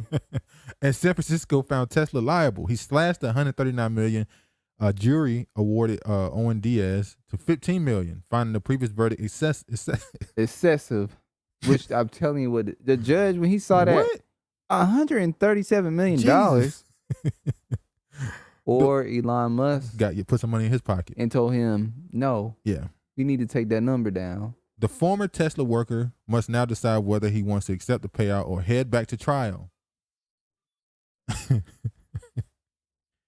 Diaz had alleged that the supervisor was slinging racial slurs at him while he was at the job. I had a supervisor telling me, "Nigga, hurry up and push the button." So he wasn't contracted then. I think he was just a whatchamacallit. Whoa. I remember saying he was contractor. My supervisor tell me, "Nigga, hurry up and push the button." Was he black or white? Was it a black dude saying, "Nigga, hurry up and push the button"? Nigga, hurry up and push the button. Now, would you get mad at a black person saying that, or I would be a little shocked because we at work. No, if we not like cool. He said, "Nigga, hurry up and push the button." I'd be like, "Motherfucker, who you talking to?" But if it was like, "Nigga, push the button," like, "Oh man, I'm trying to." I had a supervisor telling me, "Nigga, hurry up and push the button." Nigga, push the batteries out of the elevator, and they were telling me, "Nigga, aren't shit." Okay, see, that's where it goes. The elevator operator said Judge Orrick's decision said the evidence amply supports the San Francisco judge ruling that Tesla should be held liable. He offered $1.5 million in compensatory damages and other $13.5 million in punitive damages. So, I mean, I think it's a little unfair for y'all to tell this man he getting 137. He might have made plans. He done planned out his whole life. Family members are already called family up. members already done called He talked up. to him in 6 years, 7, 10 years, 20 years. They already done expected the amount of money they was planning on borrowing, quote unquote. He ain't never getting He back. got some of the things people wanted him to invest in. Yep. Hey man, I'm trying So to he my got rap to career. get this money because his family is counting on him. Yeah. Judge Reeves declares April Confederate Heritage Month and Genocide Awareness Month. So wait a minute. He tried to combine he tried to- Confederate heritage and the Holocaust survivor. How does that work? You read this one? Yeah. How does that work? It seems like he's trying to connect you know who with America still. They're trying to make you celebrate their holidays. The Holocaust. Yeah. They're trying to then make we you get- have a remembrance. They need the whole month. Now, is it one genocide or is it just the Holocaust? He just only mentioned prayer. I only saw him primarily mention the Holocaust. So we're saying all genocides, and right now Armenia. He didn't say the Rwanda. Is it Rwanda? Yeah, Rwanda, yeah. That ain't. He ain't talk about Rwanda. Congo. The Congo. How about was it Puerto Rico? They had a genocide. What's the name? The what's it called people? Who? The Taino. The Taino Indians. Well, hell, the Australian people too. Then Them too. They Throw won, them didn't in they win a settlement a few years ago? I think so. I think they won a settlement for a couple. They treat those people. Outcasts of society, like for real. Yeah, they got like. And they still intermix with them. It's like anywhere. It's always Intermixing ain't helping though. Hey, I don't want to say nothing, but no, we're not gonna talk about people. Moving along. All right. Let me go ahead and show this. Trey Songz. Two quick framed stories. I'm up. gonna get in right quick. Trey Songz cleared of sexual assault charges by Las Vegas Police Department. We talking about this because we brought it up, Like so we got to show him getting cleared. a month ago. Yeah, we said it, so we got to show him getting cleared as well. I didn't say I said he didn't do it No, though. I'm not saying we said he was guilty. I'm saying we talked about him getting accused, so we need to talk Yeah. about him getting cleared as well, just to be fair. I mean, you know. Army singer Trey Songz will not face sexual assault charges in Las Vegas after investigation detectives in the case have decided not to prosecute the Virginia native in connection with the allegations. According to Billboard, the Las Vegas Metro Police said in a statement to the force has concluded an investigation into sexual assault allegations against Tremaine Neverson and determined that no criminal charges will be filed. So what did they find that it didn't happen? Yeah. They brought up. So he must have did the opposite of Chris Brown. He didn't put the text messages and stuff public. He must have did it behind the scenes. And then they brought up the old Kiki Palmer interview from the Breakfast Club of her saying that she felt like she was sexually intimidated. Yeah, you talked about Yeah. No, what they got to do? They don't got nothing to do with. He was cleared of the charges, but And, y'all always go find another. And then you know that other woman. What's her name? The one that says she was messing around with Snoop Dogg. Yeah. What's her name? He's in the article too. What'd she say? What she say? He did something to her too? He said he did something to her too. She a clout chaser though. Like she is. So I mean, she said Snoop got a pregnant. I have my reasons why I said that Trey Songz did not. What are you talking about? Oh, sorry. What you say? I said I have my reasons why I said Trey Songz did not sexually assault these women. That she busted or something? No, that ain't the reason why. But Why? I'm not gonna say. Why? Because I'm not gonna say. This right here though. Oh yes. This is Mano. Yeah. another Caribbean person. You look him up? I know I'm going by what you said. Oh, now you want to go about what's You said Caribbean. Hold on. Well, we can't prove he's Caribbean, so You know what? Why is it that it's so hard to find out people's ethnicity. ethnic background now? Or It's like they nationality. literally, nationality. They literally, you have to dig and research until you find It something. used to be so easy like 5 years ago. No, you know why? That ADOS, that FBA, that Freeman, that shit got these black immigrants ducking and and saying going back to Wikipedia and taking shit off I don't know. and adding African American on. Well, let's see what this video. When you see people a certain demographic get on the internet and say that black men are conquered mentally, and some dudes like to get offended, and I disagree with the statement. But this type of stuff is actually worshiping the idea of white supremacy. It doesn't matter that it's a woman that he's talking about. It's a Caucasian. I've never The system is the same. had a fantasy Before let me play it first. What are you talking about? I did it for all them years. Did you like that? Huh? No, what was the role play? Yeah. The role play. What was the roles? This feels like it's going to be so wrong. It's so wrong. I'm gonna tell you right now. I've never talked about this. Ah, shit. Dun, dun, dun. I like to be like a runaway slave. Okay, no. Oh, shit. Oh, my God. I like to play like a runaway slave. Okay. I like to play like Kunta? a disobedient slave with a white woman. So tell me like what you say. Yes, Master. I was sorry. It's just two. It's two of them. Like it's like me getting whooped, right? You get whooped? It's like I play like you whipping, but most of them don't want to play like that. This Yeah, I was gonna say, what white woman goes along with this? They don't want to You'll be surprised. You'll be surprised. I'm sure he's found a couple. play like that. They don't. Okay. This is my. It's like, listen, you're gonna act like the white woman in the last video. What video? The one that stabbed the Nigerian dude. Oh, yeah. They were role playing, and then it got too serious. I'm not laughing at his death. It's just your master's wife, and I'm the runaway. and I just got whooped by master. And it ain't So that's almost like you having including a husband too into the fantasy. That's the homoeroticism I'm talking about. That is actually you're sexually turned on by being subjugated to slavery. And you, for some reason, you're thinking about a white man. Why you having sex? Exactly. You're more turned on about the fact that you're having sex with the master's wife. The prize. Exactly. You would have to consider that the because that's what they prize. view it as. So it's not all. Of course it's not. I'm talking about these type. No, these dudes, yes. If you have this type of stuff in your mind, yes, you believe this. It's sick. Don't need to see no more. Now, he went on to say that he was joking. He's not joking. I will say this. Angela Yee, this is her podcast. She's been doing this for years, and she had people come on, and all they talk about is sex. So they do purposely say some wild stuff. No, in the midst of joking, truth comes out. I'm not saying that he's not telling his actual opinion. I'm saying people do go on her show and say some crazy shit. That don't mean they ain't did that crazy shit. Huh? That doesn't mean they haven't did that crazy shit. I'm not saying they did. This is the same podcast where the woman who was on Baby Boy admitted she had a train ran on her. So, well, she didn't describe it as a train ran on her. We're not gonna get into that. We're not even gonna get into She said it was an experience. She never said they did anything sexually. They also didn't say what race they were. She just said it was an experience. She said their culture, they were so tender. So, all I'm gonna say is their culture, they were so tender. They were tender because of their culture. It was different. All I'm saying is Asians. Damn, Trevor, why you trying to guess? Who cares? Point of the matter is, on her podcast, they say some wild stuff sometimes. So I'm not gonna say he's innocent. He ain't innocent. But I ain't gonna call him 100% guilty. I'll say, oh, he's guilty. I'm gonna believe because what he say. said. I'm gonna say I believe what he say. He's But if guilty he say by what came out of his mouth. But if he say he didn't do it, I'll extend that. I ain't extending shit. I'm going by what you told me.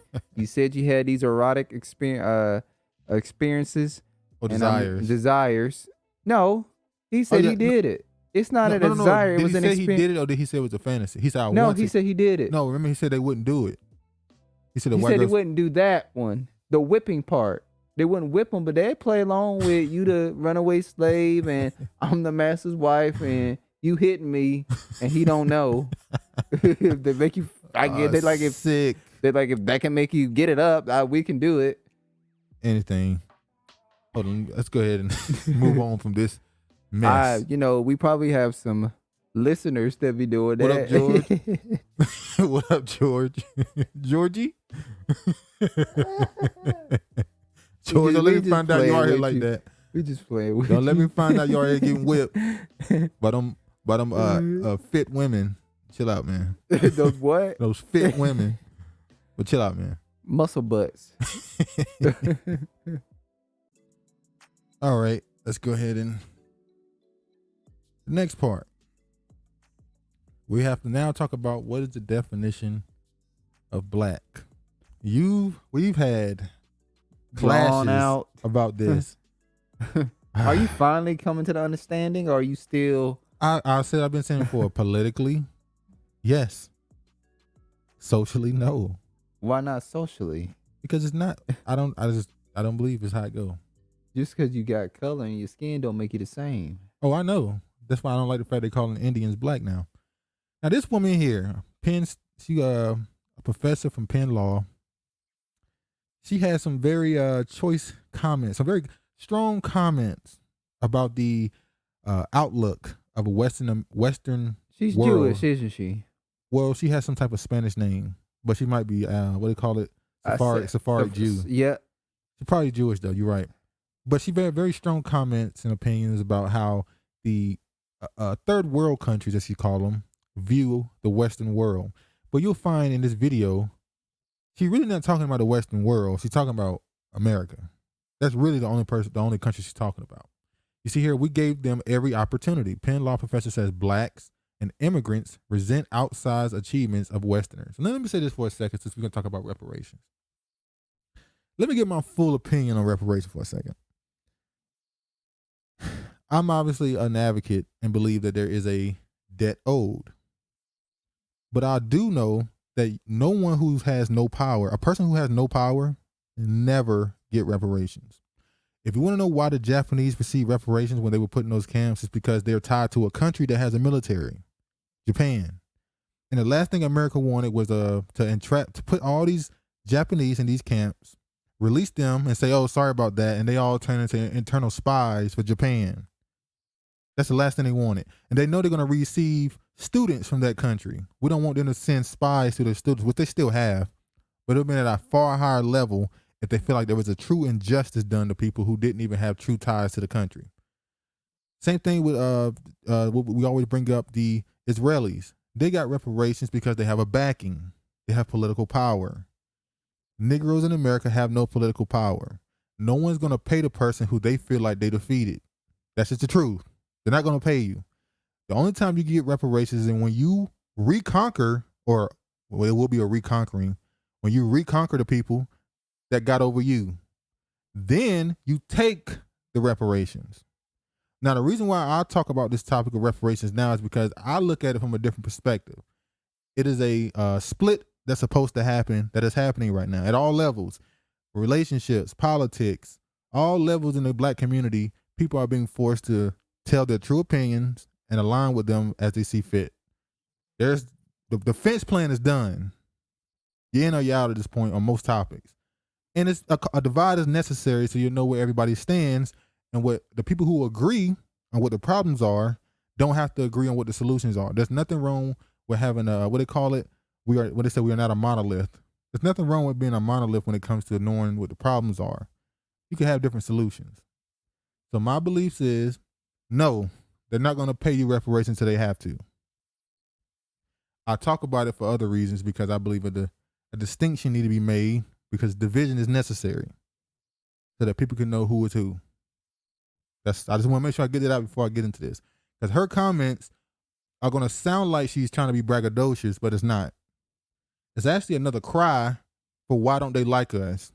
We saw this a few years ago with that white dude named Stefan. I forgot his last name. Rideau, Stefan, I forgot what country he's from. He might be German. His name is Stefan, and he made a video saying white people have done good stuff or something like that. And it was a attempt to convince people that you shouldn't hate white people because we've done quote unquote good, because they know their time is up. And when they fall, no one's going to have any mercy on them. No mercy. What she knows and what Tucker knows in this video, they know when they fall, no one's having no mercy for them. And they see it coming. Let me go ahead and show the video.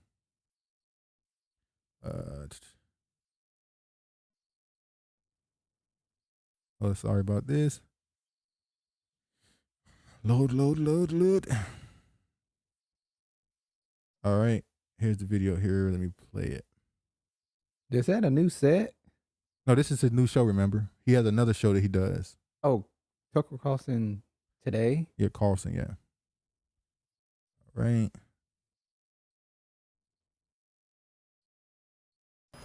How is that different from vandalism? It just seems like people coming in and wrecking everything that was valuable in an institution that they never built themselves. It's very reckless and destructive. It's very vindictive. It's very angry. Yeah. Where does that anger come from, do you think? I think there is just a tremendous amount of resentment and shame of non-Western peoples against Western peoples for Western peoples' outsized achievements. Outsized achievements. Everything you've done has been stolen. You have created nothing. You are a liar. You are literally the devil, the deceiver. No one is as deceitful as these people. They are literal snakes. And they know that when their time comes, no one is going to have any remorse for them. So it sounds like she's being, nonchalantly boastful, like, hey, can't help that we've done so much things. No, what she's really saying is, why do they hate us? And you'll see when she keeps talking. Hold on. And contributions. I mean, it's really unbearable. I was actually, leaving aside American blacks, who I... Now, she said the Western nations, but she only pointed out the Western blacks. There's other black people in Western countries. So she's only talking about America here. She's not talking about Europe. If she was, she would talk about the black British. There's black people in France, Germany. There's black people in Spain. There's black people in all these countries. But only American blacks are the ones who are resentful to Western countries because she's only talking about America. I think do feel that resentment and shame and envy. I mean, it's this unholy brew of sentiments. I was talking to Glenn Lowry about this bizarre fact that Asian and South Asian, Indian doctors at Penn Med, which I know people there and I know what's going on there, that they're on the ramparts for the anti-racism initiative for Dump on America. America's an evil racist place. These are immigrants. The number one highest income group in America is hate America. Right. A goodly number of them, not all. But you're from a group, I mean, first of all, I hate even thinking in terms of groups anyway, because what matters is the individual. This is why Republicans, see, we don't talk about Republicans much because they normally say bullshit, it's bullshit. And black people don't believe they lies. But niggas don't fall for their lies. For some reason they fall for the Democrats. But when he said, I don't believe in groups. You do believe in groups. These people, they are snakes. They're just snakes. He knows the difference in groups. He definitely encouraged the groups being separated, but he'll get on television and act like everybody's equal. Judge people on independent, judge everyone independently. Martin Luther King. They'll keep quoting Martin Luther King. Judge a man by his character. What about the other 30 speeches he gave that said something you ain't like that you don't never show on television? They don't bring those up. Exactly. Obviously. But as long as we are, if you're a member of the highest income, highest achievement group in America, and you're looking down another group, native-born whites, for example. Native-born whites. Are native-born. They're not native to this land. But they're not native to the land. How can you say yourself native-born black? White. There's a nice chunk of black people. Probably a majority of black people in this country have been in this country than majority of white people have been. Majority of black people in this country have been here longer than the majority of white people. Yeah. Majority of white people didn't come till 1800s. Late 1800s, early 1900s. A nice portion of them weren't even here. So for the most part, black people, this is way more of your country than theirs. The Italians and the Irish. Yeah, they weren't even here. They came in later. And saying you're the problem. Like, how does that work exactly? Well, that is, to me, utterly bizarre and fascinating. And why does anybody put up with that? Right. I'm not saying all Indian immigrants are this way. I'm just saying you look at the roster of, who's leading the programs, the endless number of programs where they talk about diversity and racism and all the racism that people have to encounter in medicine and how racist medicine is and all this. And you see these brown faces or you see these Asian faces and you think, literally you think, so you're coming from your country, which you're implying is equal or better than our country. Literally. And you're telling us how awful we are. Well, what's the explanation for that? China's an ethno-state, by the way, which no one ever says. It's about the Han Chinese, and if you're not, that's the problem with the Uyghurs. That's their religion. They're not Han Chinese. Whatever. I'm not even judging. I'm just saying people from there have no right to judge the United States. But they very much. Here's the problem. When you constantly go to other people's countries telling them that they should have a democracy, guess what they do? They come to your country and tell you should change. How you gonna get mad at an Indian person coming to your country telling you to change when you go to their country and tell them to change? Exactly, telling them that their women should be able to drive. Yeah, to let them do more stuff when in their culture is that's not what they're supposed to do. That's not what they're supposed to do. So you've done it to yourself. You're the judge of the world. This is what happens when they accepted that white man's burden. When you decided that you should be the world's police, that you know best for everyone, which is them letting you know they're modern Rome. They've said it. They're saying it out in the open now. I've seen Catholic bishops, politicians, literally right wingers that call themselves Rome. I said they're telling you who they are now. They're saying we're Rome, and that what is Rome? An imperialist nation.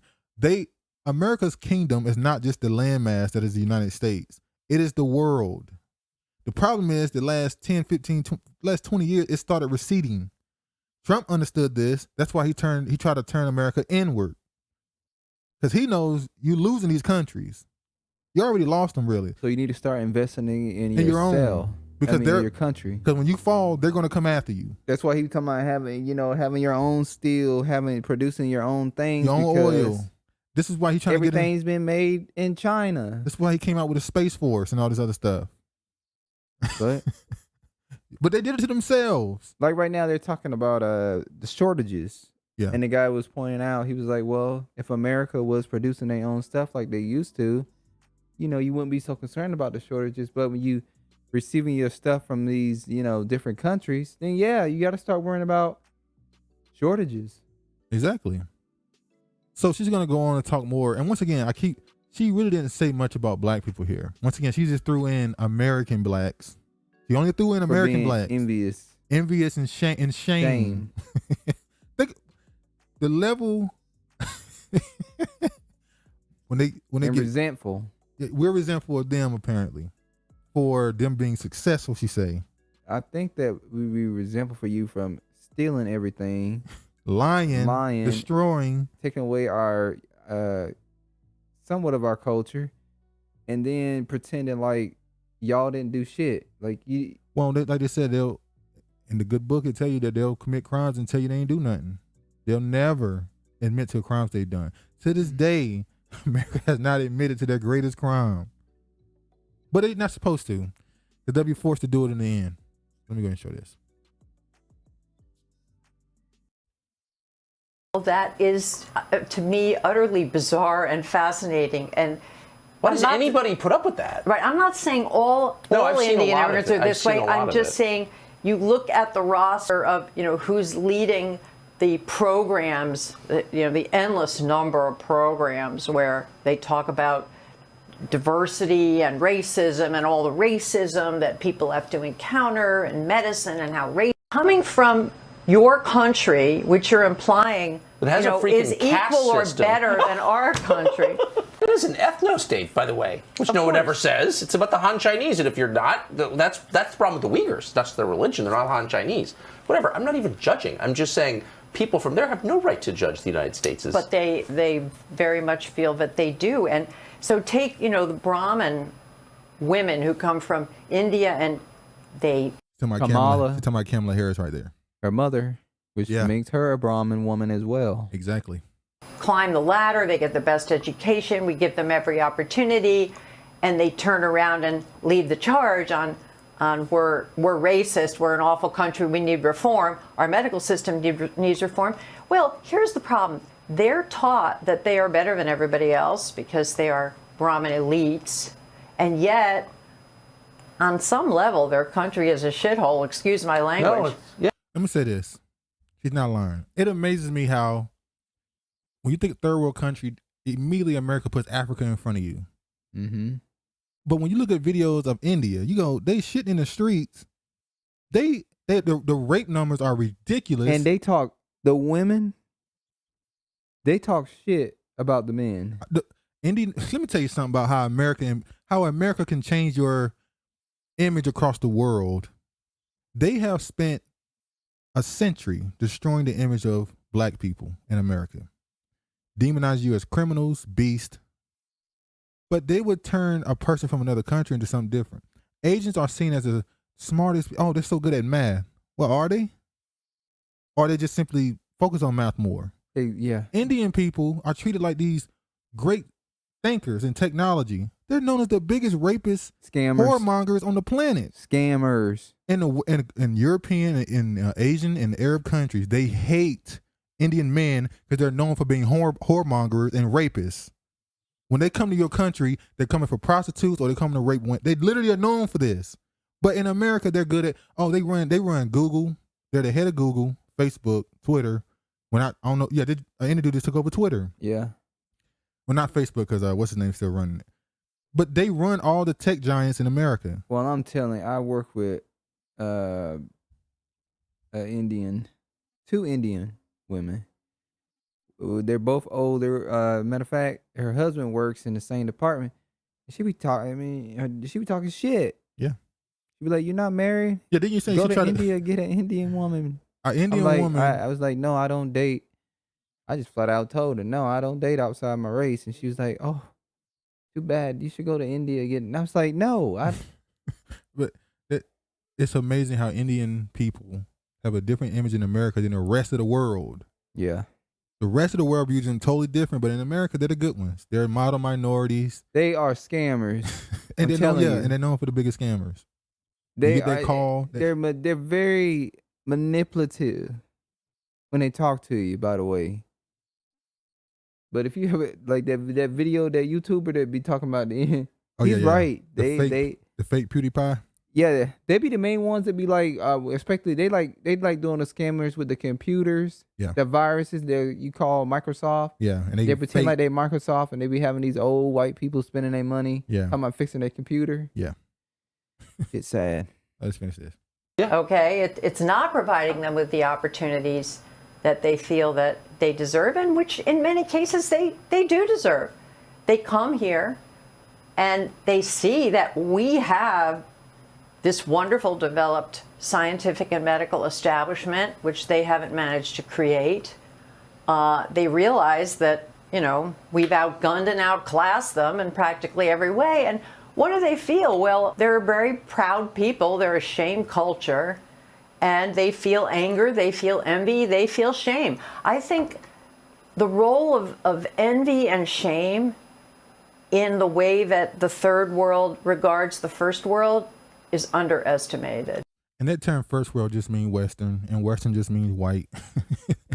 Third world means non-white, because they never call countries that are Eastern. You ever notice they don't call countries in Eastern Europe third world, and they're poor as hell? Yeah. Eastern Europe is broke. Spain is it Spain? I think it is. It's broke. They never called it a third world country. Yeah, go. Oh yeah. Go on YouTube and look up some Spain videos and see their houses there. Terrible. They're terrible. They're broken down.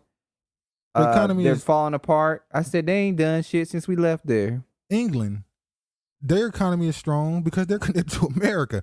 England, the reason why they the United Kingdom or Britain, the reason why they left the EU is because of how the Eastern countries and that poverty. Not Spain, Italy. Italy, that's it's it. Italy, not Spain. Yeah, it's Italy. It's not Spain, it's Italy. The countries in Eastern Europe, Italy and stuff, these poor countries are forcing the UK to spend more money into this system. And they like, we don't want to keep paying all this money. We're done. They won't call those countries third world. And abandoned houses too. Yeah, it was Italy, the one that had prostitutes that was selling their tail for $2. That was might have been Italy. That might have been Italy as well. I know for sure there's videos of YouTube with the houses. Like it looked pretty bad. Yeah. I said they ain't done shit since we left. I think you're exactly right. It's never talked about. No, and you've been really penalized for talking about it. And it creates ingratitude of the most monstrous kind. I feel like asking some of these people, like, why did you leave your country? Why are you here? Have you asked that? Well, it would be considered not just a microaggression, Tucker. It would be considered a macroaggression. You don't ask people that sort of thing. Why? Well, I mean, I would. If you're born I here, would, you have but- absolutely a right to say, you know. I think most Americans have complicated feelings about immigration. I'm speaking for myself, but like you. All right, now they're going to immigration stuff. But you see the point. That wasn't meant to be braggadocious. What they're saying is we have no friends. We bringing these Indians in who in our own country, they're outpacing us. She didn't say that. They said that to try and attack the Indians for attacking them. When she said that we've outgunned and outclassed these other countries. Well, when they come to your country, they outclass you. So what does that say? Or simply y'all have been allowed. We're not even go too deep into this. No, y'all have been allowed to be somewhat trying to be bullies, and now you don't want to be considered bullies anymore. You want people to like you, and people don't like you. What it shows me is when you put these other people on the same level with you, they outpace you. They out there. When you're equally yoked with somebody, y'all get outdone. Which is why that's what you do the same thing with Black Americans. That's why you keep us at the bottom. But even though you keep us at the bottom, we still outshine you. Yep. So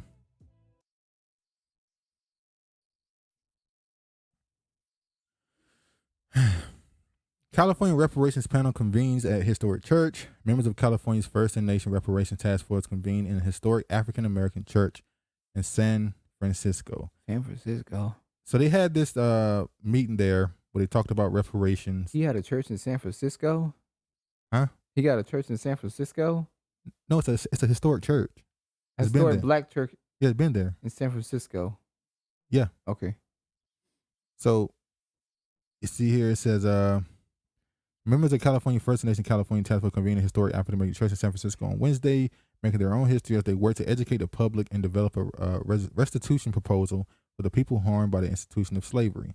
The 2-day meeting at the Third Baptist Church in the city's Fillmore district was the first time a 9-member task force gathered in person since the inaugural meeting nearly a year ago.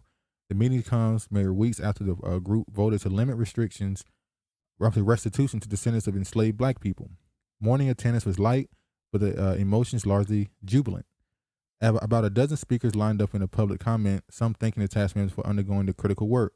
Everybody here is part of history. Chris Lodson of the Coalition for Just and Equitable California, a reparations advocacy group, said before the meeting, I couldn't be more excited and we're blessed to be here. So they took comments, obviously they did in the online. And I'm gonna show some of the comments here they made. Some very some stuff that pissed some people off. Let me show y'all this one. Here we go. What we want schools to focus on is decriminalizing students and stop criminalizing students and over-policing students. And we want them to invest in Black, Muslim, undocumented, Indigenous, queer youth, and the working classes community of color. What? They don't got a damn thing to do with black people. Hold on. Let me hear that again. To stop criminalizing students and over-policing students, and we want them to invest in Black, Muslim, undocumented, Indigenous, queer youth, and the working classes community of color. She wants them to invest in Black, Muslim, undocumented, Native, queer, and other people of color. So that ain't black. When they were saying, I was finding this hard to believe when people kept saying they're trying to replace Black American, and they are. That's why they lump us with every group to hide our identity and who we are. The civil rights was for black people. Matter of fact, we can go deeper. It was for black men to dispense it amongst their own community. That's what the civil rights. That's what the bill was for. They've brought in new groups. They added women, gays, white women. When white women used the cover of being a woman with black women so they can become a minority. And we say this, how the fuck is a white woman a minority, minority when she's the biggest group in the damn country? Somebody tell us how. I guess that means she's not the most powerful, quote unquote. I know. So then you had the LGBT became a part of the group. Then they added they're adding religion based off the religion you are. So a Muslim is a minority. So if you're a white Muslim, you're a minority. If you're a white dude who's Muslim, you're a minority. And now, obviously, they start throwing that word minority out there. People of color. Then they started black indigenous people of color. So they've been trying to take the black struggle and mix it with everything else to get it passed. They just want you to be called non-white. Non-white. That's what it is now. It's literally. Well, let's even be more strict. They want you to be anything non-white male. Let's be honest. That's pretty much what it is. Everybody that's not a non-white straight male, you are a minority. Because they've been trying. Well, they've not been trying. They have. They literally. The white man is done. Yeah, he's been done for about 2 or 3 years when they started that Me Too shit. Well, his image is destroyed. His image is destroyed. He's finished, dude. It's crumbling because in this society, it's still up. See, that's what they had to do. The black man is already. So the white man is at the top. Yeah. So that's what they're doing. They like, we got to take him down. And once we take him down, this is ours for the taking. Yeah, that's the point. They have to destroy this idea of being of the patriarchy. Yeah, what they call it. That's what I'm about to say. They have to. He now in this kingdom is the face of it. At least in 2022, he's now the face of it. They have to destroy that to completely, destroy. Well, they want the face to be the matriarch. They want it to be woman. See, that's the point. The black man is already in the matriarch. So, but the white man fighting like hell. He trying. He fighting like hell. All right, let me show this one now. This is another one that came from the sit down. Get you, Marche. And similar to Marche, my family actually migrated here, and I along with them when I was 8 years old. And so in that track, right through crossing the border, we were. First, I had to say, why are these people talking here? Why are Hispanic? If you are a Hispanic immigrant, why are you talking at a black reparations commission? So that's what I'm about to say. So the people online, they did all that to say we do not want it to be a race. Yeah, lineage based. We want it to be lineage. And y'all have brought in Hispanics to talk here. It makes everybody should be black. But American talking here. You had some poor black girl, black woman, I don't know how old she is. She was told, or she came in talking about some black Muslims, queer, Native American. Like what? Remember when Biden said he won't be for reparations unless they include Native Americans? Well, when he said that, I took it as he know who the real Native Americans are. I think it slipped for old Joe. I saw Carlos Miller. I'm pretty sure you know him from 85 South Show. He asked a question.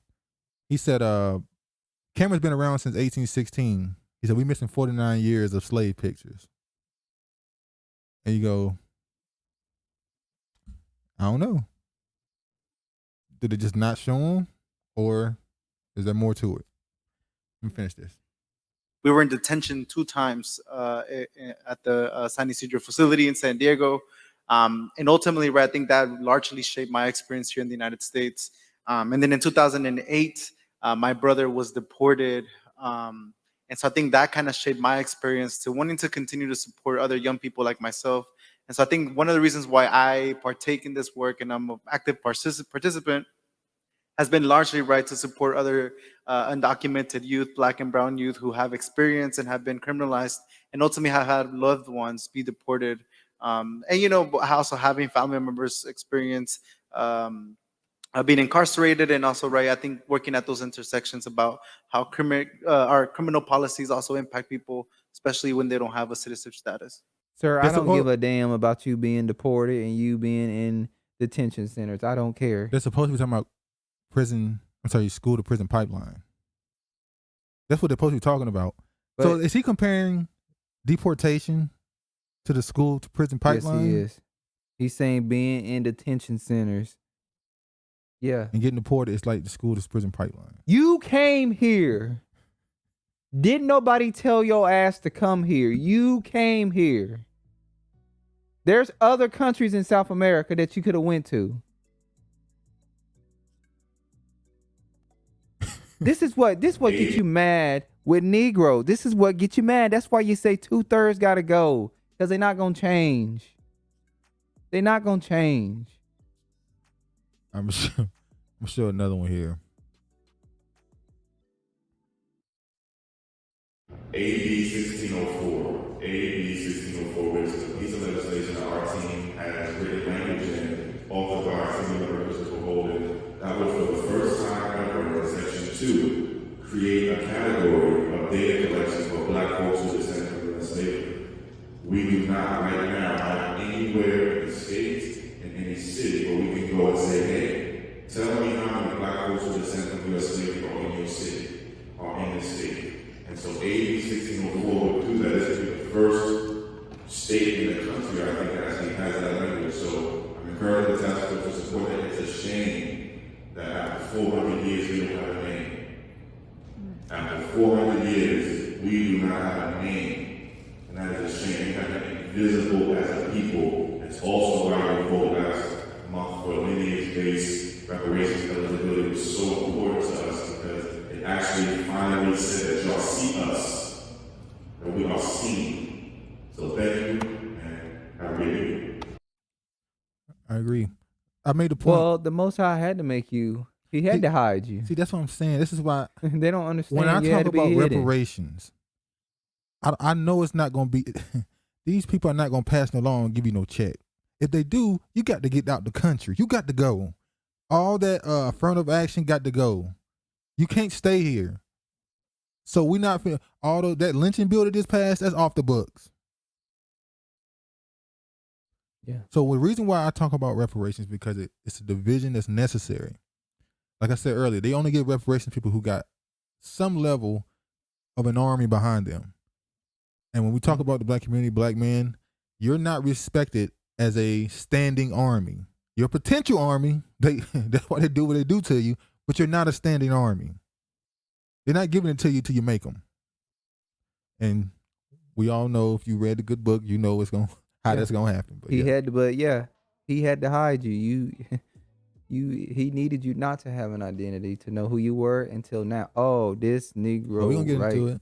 Yeah. We gonna get into it. He's smiling too. Hard as chest He cat. said, "I got the prize." Oh yeah, Mano. Let me go ahead and show this one. Byron. Him and his wife be having those games going on. I'm not gonna put But that on. you know, she probably like, "You're a billionaire, though. We can't really do this." I'm not gonna put that on anymore." his jacket. I ain't gonna put that on his. That's how, what's his name, Wallow from. I'm not gonna put that on his jacket. I put it on the jacket. All right, family history. Top 10 reasons why lineage-based reparations is a bad plan. And look at that. Ooh, look, where that come from? Giro. Mr. Antonio Brown, Antonio Moore. Yeah. Was backing him, and he had a no. Antonio Moore, ADOS, and Yvette Carnell. You don't think it was mainly Antonio Moore that was backing him. She only backed him because of Tone. I really believe that's the only reason why she did. Maybe so. He only went on Tone Talks. He did not go on her show. So I'm gonna say yes. ADOS was backing him, but it was primarily Antonio Moore that was letting him use his platform to put out when he had a lawsuit against Comcast. Yeah. Saying that they were discriminating against him, and they settled threatened to take away they had a law on the books to protect it. Yeah. Protect it, and then ever since then he disappeared. But he's a billionaire. He's only going to look out for his best interest. Well, he said it though. Let's say this. He kept it a buck from the beginning. He did not never lie. Yeah. He said, "I'm doing this because it's going to benefit me." Yeah, he did. He said, "Y'all better support me because it could hurt. It could hurt everybody else." So let's be honest. He said this out loud. Yeah, he did though. He didn't try to hide it. So he went through here and gave a 10 point to why. You read this? He gave 10 points. No, I didn't even want to look at it. He gave 10 points to why it should not be lineage based. He said it's based on white history. First of all, the bill passed. The bill states that more than 4 million Africans and descendants were enslaved in the United States and the colonies that became the United States in 1619 to 1865, which excludes the descendants of Africans who were enslaved in America by anyone other than English settlers who showed up a century after. Europeans arrived at the continent with enslaved Africans. We still don't know what happened to the Africans who revolted in the Spanish colony of San Miguel de Guape in 1526. Historians speculate that they may be living in North Carolina, but are we to think this? Wait, what? Living in North Carolina, but are we to think this? In 500 years, none of these people made it to California. Did he say I think he said in that debate they had that he thought that was the Lumbee, didn't he? Yeah. So you think the Lumbee was black people? Let me tell you, the Lumbees that I see in North Carolina, Look like mulattoes. They look like if you go to North Carolina and you see the Native Americans in North Carolina, you would probably think they were white or mixed people. Mulattoes. Maybe even Spanish. Maybe even Spanish. Because they could have names like Chavez. Yeah, Chavez, yeah. Chavis. Yeah. They do not look like the Native Americans here in Washington State. The Native Americans in Washington State Mongoloid. look like Mongolia or Siberia types of Asians, but the ones down south, they just look dirty. Like dirty white people, yeah. I'm just being real. That's what they look like. He said, in White Map, an entire concept of tying reparations to ancestors based on white supremacist construct is to demonize welfare queens, social programs, and MAGA from the form of racism known as economic anxiety. According to zero-sum philosophy, if everyone gets a piece of the American pie, there will be less for everyone else. So he's trying to say, look, if you get everybody a piece of the pie, it's not going to stop you from getting more or less. You could just, it's going to stop you from getting more. He's saying it's not. That's what it is. He said white math is just not real. It excludes actual descendants of enslaved. How? It is said that there were Africans who couldn't nobody own, including those who revolted aboard slave ships and those who escaped immediately after landing and lived in maroon communities. Archaeologists believe thousands of unowned Africans reside in North Carolina Great Dismal Swamp. So everybody reside in North Carolina. The descendants alone may number in the hundreds of thousands by now. How about the Haitians and free people of color who lived in Louisiana before America purchased it from France? They are Americans. They are descendants of slaves, but they were not Americans when they were enslaved, nor were they enslaved by American citizens. The same holds true for black people who were emancipated before 1776. Technically, they were British citizens before America existed. How about the millions of black immigrants from the Caribbean who came to Americas as freedmen, but were enslaved by Americans who owned plantations in Jamaica, Barbados, and Bahamas, etc. While that may sound like inconsequential fact, it is how South Carolina actually became a colony. Oh, by the way, that's also why Charleston, South Carolina had the highest per capita income in 13 colonies before the American Revolution, which is why the city was known as the slave capital of America. It asked the victims of criminal enterprise to solve the crime. Reparations for African Americans should not be limited to slavery. White supremacy does not differentiate between kinds of black people. We've seen that's not true. We saw a dude who's Haitian literally get pulled over by the cops. He said he told the officer he found out he was Haitian and his energy changed. We saw how they talk about different groups of black people in academia, in colleges. When they talk to a person who's black, who's not black American, they say they treat them differently than they do a black American. That guy that got shot, the Congo guy, yeah, he had waves. He had a gold chain around his neck, and the nigga was sagging a little bit. Yeah, he thought he was black American. I can guarantee you that. I wonder if he had an accent when he talked. If he was like second generation, or first, he didn't have no accent probably. I don't know. Black immigrants receive reparations economically better for black communities. So he's saying they'd be better because but he said right here, he said black immigrants basically spend more money in the black community. How do black immigrants? He's saying they start businesses and more likely to hire a black American. That's a lie. He's saying they're more likely to go to HBCU than a black American. He said they're more. Now this is what I get. He said they're more likely to live in the black community than a black American. I'm like, wait. So where do we live? So if the black community is black Americans, I guess he meant the ones with the same economic and educational background. And black immigrants are more likely to live in I don't know what he meant by that. He said black immigrants are more likely to live in the black community than black Americans. You know, in Florida they have a Little Haiti. Yeah, there's one in there's Little Africa. There's a I think there's one in New York as well.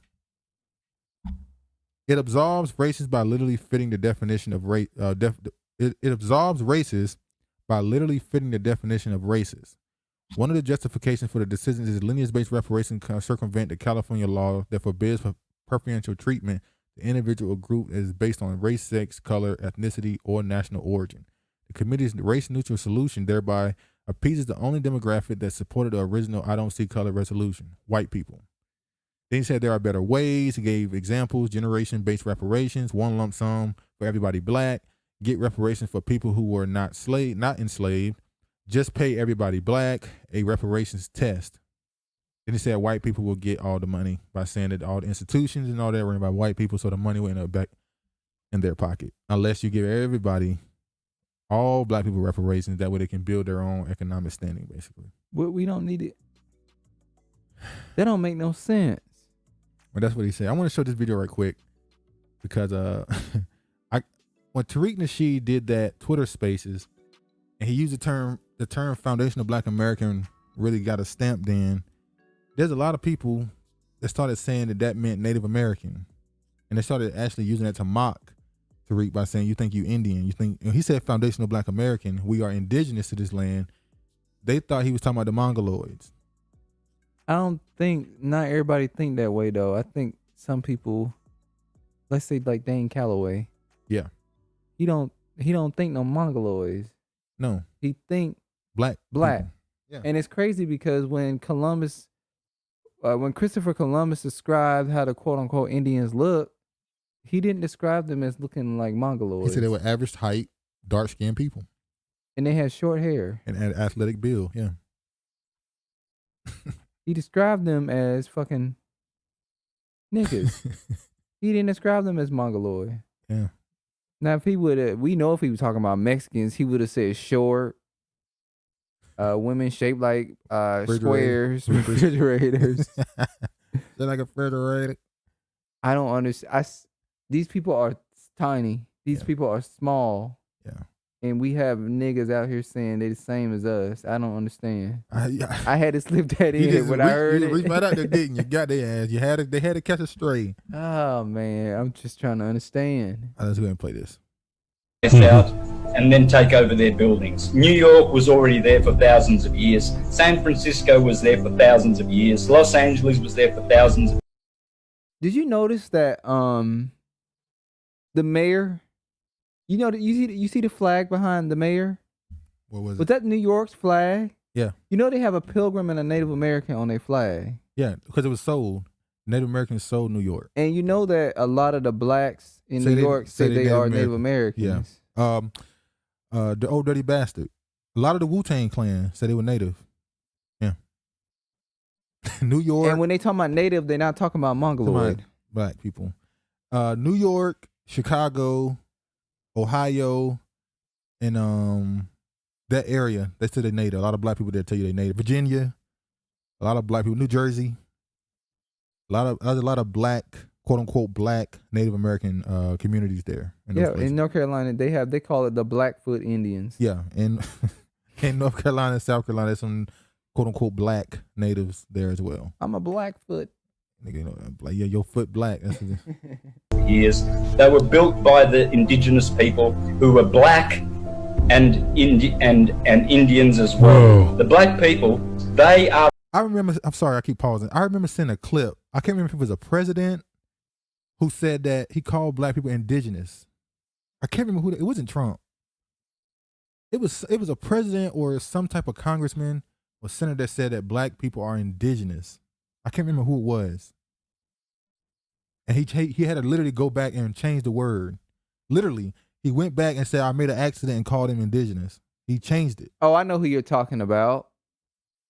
I don't think it was a president. I think it was a governor. It was. I can't remember. Somebody that got elected. Yeah, somebody got elected. Was it the guy that got elected in Virginia? No, I think it was back. I think it was old. Okay, it might have been recent. It was recent. I can't remember. I should have looked it up for. There was somebody that he said that black people are the indigenous people. He said black people, indigenous people. He made those things coincide, like black people, indigenous people, these people, da da da. He came back later and said, "I'm sorry, I made an accident," and called them indigenous. There was no accident, sir. That was a slip. Let me say. Are the original owners of America. Black people, African Americans. They were already here, and they plagued them out, and they stole the Smithsonian Institute, which is Jesuit controlled. I'm sorry, I keep pausing. The Jesuits, They just got hit. Jesuits. They just got hit with some child predator cases again. I already read what the Jesuits believe. They believe they should lie, steal, cheat, and kill to do whatever the Pope want them to do. They are literally a CIA of the damn Catholic Church. What's the name of that? The popes. What's them call it? Damn, I forget that.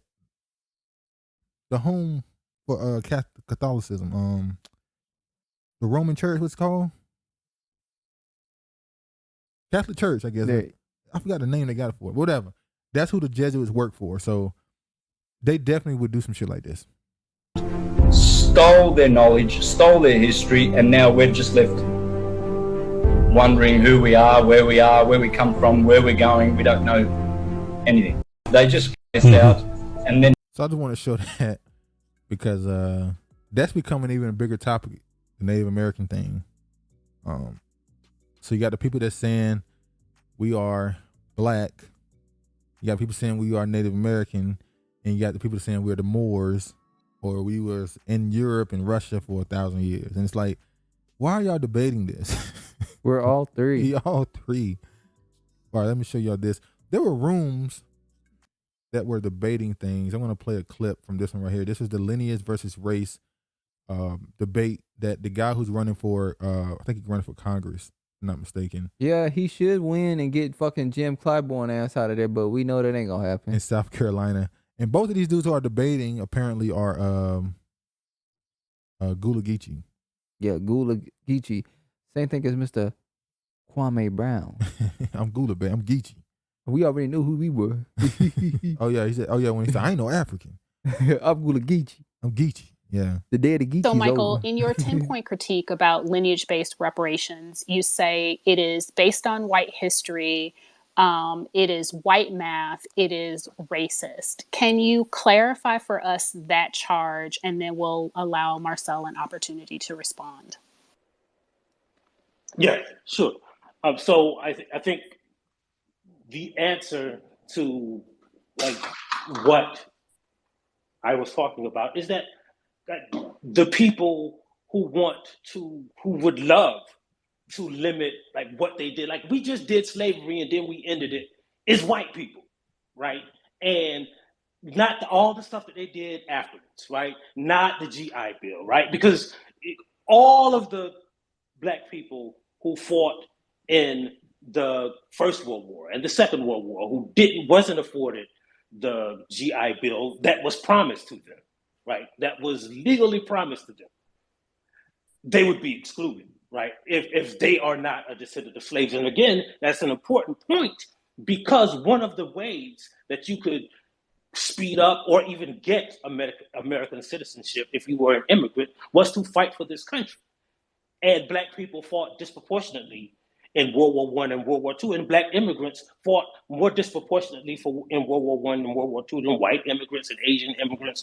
And to answer Marcel's point about the survivors of the Holocaust, we like to think of them as they paid the survivors of the Holocaust, so they paid the Jews, but there were people who are not Jewish who were in the Holocaust and got reparations because the Germany paid for what they did to people, right? So most of those people were Jews, and some of them were not.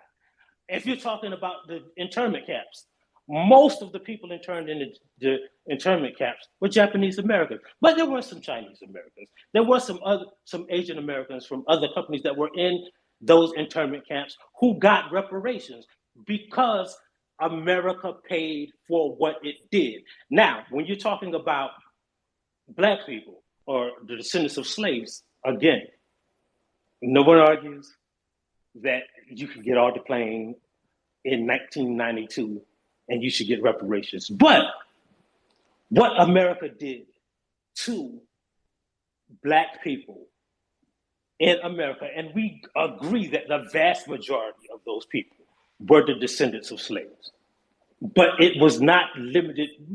White people do not care about no distinction between a second generation or a third generation person from Jamaica and a second or third generation descendant of slaves. What? Right? Like the disparities that we're talking about. How can you be a second or third generation of slavery? They asses up out of here. They been gone. Sir, what are you talking about right now? Time ago, my nigga. Nigga just be talking. He know that his ass is on the fire and he losing bad. His ass ain't even on the ropes. Yeah, he done definitely fell out the damn ring. He definitely was just saying stuff right there. Second or third generation slave? They ass has been gone for a while. Well, he's a descendant of slaves, so I guess you would say the people that came, the generation right after the Emancipation Proclamation. 1865? So that'd be, it's 20 years, right? So that'd be 1865. So that'd be That's 1940s? So they lived to 1940. No, he's saying that the generation that came from the 1940s, I guess you would say. Is that what That's he's the saying? first generation? That'd be a third, if I'm not mistaken. Right? The 1940s? Or 20s, one of the two. Most of their asses is gone too. I think it's the 40s or whatever. Point is, You don't know what he's talking about. Maybe he's saying third generation after slavery ended. Let's not just run them off with that. No, I'm going to run them off. Because I don't want to hear nothing he got to say. Actually, I wanted to hear him go so we can hear the other dude talk, to be honest with you. All right, hold on. So you actually made my point for me, actually. So you said that they didn't discriminate against us because of our lineage. But the fact is, they discriminated against us, and that is a part of our lineage. Lineage happens because we have a shared group of experiences. We have a shared history. A person who comes here from Jamaica, for example, I can't go to Jamaica and they are now saying to the British Parliament, y'all owe us. And I say, well, look, I went through slavery as well. You owe me. No, because my lineage is not the same as a person from Jamaica. Doesn't matter if I stay there. Doesn't matter if I live there and have children there and have grandchildren there. My lineage will still be one of a person who was enslaved by the American government, a freedman. Okay, again, I'm gonna repeat this. You keep talking about how black immigrants in the GI Bill. Most people at the time the GI Bill were done were black Americans. The population of black immigrants really started to happen after 1965, but it's really taken off since the 2000s. So again, before 1965, there were virtually almost a single digit, probably, black immigrants in this nation. And you keep talking about how a black person can get off the plane and white people see them as black. You talk about white supremacists and talking points. Actually, the white supremacist talking point is what you do when you say that black people are all the same, that we don't have a unique culture. If you see me as a black American and say that a person who's Afro-Brazilian, we're all just the same, that is actually depriving us more of our unique identity. Something that white people, anti-black white people do when they say, oh, we're all just Negroes. We're all the same. We all act alike, think alike, look alike. No, it is actually respectful. It's actually something that's great to honor the fact that we have differences culturally, and we definitely have differences in regards to lineage. Letting America off the hook will be what you want to do. Saying, oh, just stop being racist to black people. Again, Michael, reparations is not to stop anti-blackness. Reparations is for, there's always going to be people who are anti-black in this nation. They can go to hell for all I care. Reparations is to make this nation pay the debt that they were supposed to pay to us at the end of 1865. You still have yet to address how is it fair that a person who chose to move here, knowing America's history, all of a sudden wants to say to America, pay me because I was harmed by you being anti-black. They didn't have to move here. You see, there's an option that black immigrants have that black Americans don't. They can move back to their home nation. This is our home nation. This is the nation where if you go to Charleston, Savannah, you see fingerprints. As you know, in the cities and in the streets. Are those fingerprints from people who got off the airplane and were harmed by America? No, those fingerprints are the fingerprints of our great, great, great, great, great grandparents, the people that this country was supposed to give the 40 acres in a mule, the people that this country, for a short while, gave a department of the branch to make sure that they were well fed, had good health care, well paying jobs, land and housing, the Freedmen's Bureau, the people this country was supposed to help build generational wealth by means of the Freedmen's Bank. That was not to Black immigrants. That was to us. How is it that you want us to now say, oh, just help everyone Black? No, we have a specific claim that's for us. Let me explain something. You're Black, I'm Black. Let's say you came here from Barbados. If I have an ice cream and the United States of America slaps it out my hand, and I say, hey, that's my ice cream, then let's say they give both of us an ice cream. And then they give both of us 2 ice creams. They still owe me for that goddamn ice cream that they slapped out my hand. In other words, trying to do all a rising tide lifts all boats policies, something that we have been sold for the longest that has not worked. If it ain't work when they've done it for all Americans, what makes you think it's going to work if they do it for Black Americans, which they tried to do already with this farming bill that they tried to do for all Black farmers and farmers of color, and now it's being held up in court. Whereas with the Pigment-Glickman Act, they did it for Black farmers who were of the same lineage and had a specific experience of being discriminated against by the USDA because they were Black Americans. Though that case went through, that case won. So, yeah. Yeah. I mean, there's not much else to say. He was spitting fire. He definitely He's saying that case won because they didn't do it based off of race. They did it based off of experience and lineage. Exactly. I don't really understand why this whole thing is just so convoluted and so hard. It's not that hard. If you don't have lineage from a descendant of slavery, you shouldn't get shit. And that's just my stance on it. There's another discussion that happened. Melanin does not equal Black. Miseducated immigrants. That security tribe thing, they be going on. They was on, I checked the thing, it said it was on for 13 hours. I was like, how they do that? Damn. 13 hours? Yeah, y'all kind of. Nigga got to get sleep. Here's a message I want to show Marcel for Congress. I think this is his name, Marcel for Congress. He said, my mother and sister separately have been refused service at 2 different Mexican restaurants. A Mexican child said, a Black American child, that Blacks just sit around and fry chicken all day. Another called Black American child the N-word. These are not our friends. Wait a minute. A Mexican child said to a Black American child that Blacks should sit around and eat chicken all day? Well, shit, they sit around and eat tacos all day, carne asadas and every damn thing else. That's part of their culture, just like fried chicken is part of our culture. And damn it, if we want to eat it all day, every day, we can. I would advise that you not eat fried chicken every day. Yeah. But if you choose to, it's your damn business. It's your prerogative. Now, I do find it funny how everything Black people do becomes stigmatized.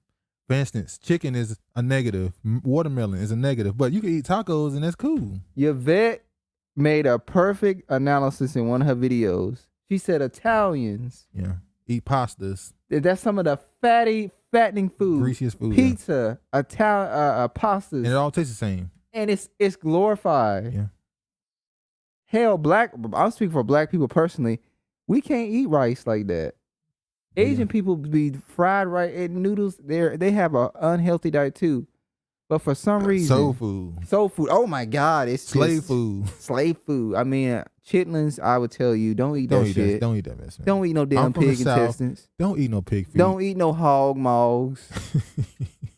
Leave that pork chop alone. That was a scary one. Let me tell you something. And that damn bacon. That bacon and that pork chop, niggas ain't letting it go until they ready. I ain't gonna lie. I never cared for bacon. Bacon had me for a while. I never cared for bacon. Now them pork chops long time ago would get me. Even a neck bone would get me. Oh, the whole pot of it, yeah. But never bacon. Yeah. But even names, look, you hear the name Lucretia, Latasha. Yeah. Those are Russian names. Well, they're Russian names because it was once Black women there. So you see people named Stefan. You see these names are in Europe, and it's like It's their culture. But when black people have those names, ghetto. It's ghetto. Oh, and then like somebody named Makisha, and somebody said, "Oh Lord, a black woman gonna name her daughter Makisha. Meekisha." Definitely will. Now you see this right here. We're talking about the discussion of what is African American. This was the article written in 1988 of Jesse Jackson saying why he wanted to call. I told you that Negro did that.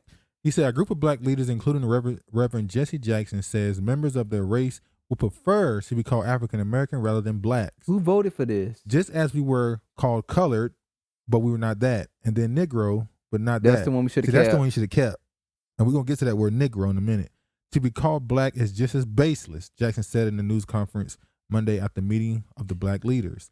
To be called African American has cultural integrity, he says. No, it don't. It puts us in our proper historical context. Every ethnic group in the country has a reference to some land base, some historical cultural base. African American is hit the level of cultural maturity. Jackson was joined by former Gary, Indiana Mayor Richard Hatcher, Natural Urban Coalition President Ramona Eldon, Gloria Toot, a former Assistant Secretary of the U.S. Department of Housing and Urban Development, and others. They always give black people that job. There are Armenian Americans and Jewish Americans and Arab Americans and Italian Americans, Jackson said. And with the degree of accepted and reasonable pride, they connect their heritage to the mother country and where they are now. The black leaders meeting to discuss national goals said they will meet again in Washington on March 3rd. So obviously, end up getting through. But it ties to this. Obama signs bill eliminating Negro Oriental from federal law. So the second we brought in the term African American, Obama was allowed to connect to the black community. Before that, he would have to be called a mulatto, mixed, or something else. Or African. Or African. Or Kenyan. Or Kenyan American. Or whatever his mama was. I think she was Canadian or something, Hawaiian or something, I don't know. But, oh no, she was from Ohio, wasn't she? No, she was white. I know she was white. I think she was Polish. She was some type of European name. I'll talk about the country she's from. I can't remember if it's Canada or America. I can't remember. But him signing this bill allowed him to be put in the same category as quote unquote black Americans or African American. He signed a bill eliminating Negro. That is closest to who you actually are, Negro. In history, if you go back on the term Negro, it always refers to what a lot of black people call now, which is sub-Saharan African. That is Negro. That goes all the way back to Middle Ages. That goes even further back than that, antiquity. So the term Negro is actually closer to who you actually are, and they took that off the books. And now you got black people thinking they have no identity, no name, no lineage. That was it. That was the closest you can get if you don't want to go to the real thing, obviously. So yeah, you know his mom is from Wichita, Kansas. Kansas? Yeah. Could have sworn it was somewhere else. Kansas, okay. Wichita. What? Kansas. Yeah. That's where that BTK serial killer is from. Oh, yeah. But in 1790, the U.S. Census counted people by lumping them into one of three categories: slaves, free white females, and males, or all the other free persons. In 1980, categories had gone through nearly 20 deviations. People could identify as one of the 15 possibilities, including now derogatory words such as Negro. These classifications might shed some light on why some federal laws from the time contain outdated verbiage that's now being addressed. And they let them get away with it. I did notice something in that article. You know, it used to be African American was first.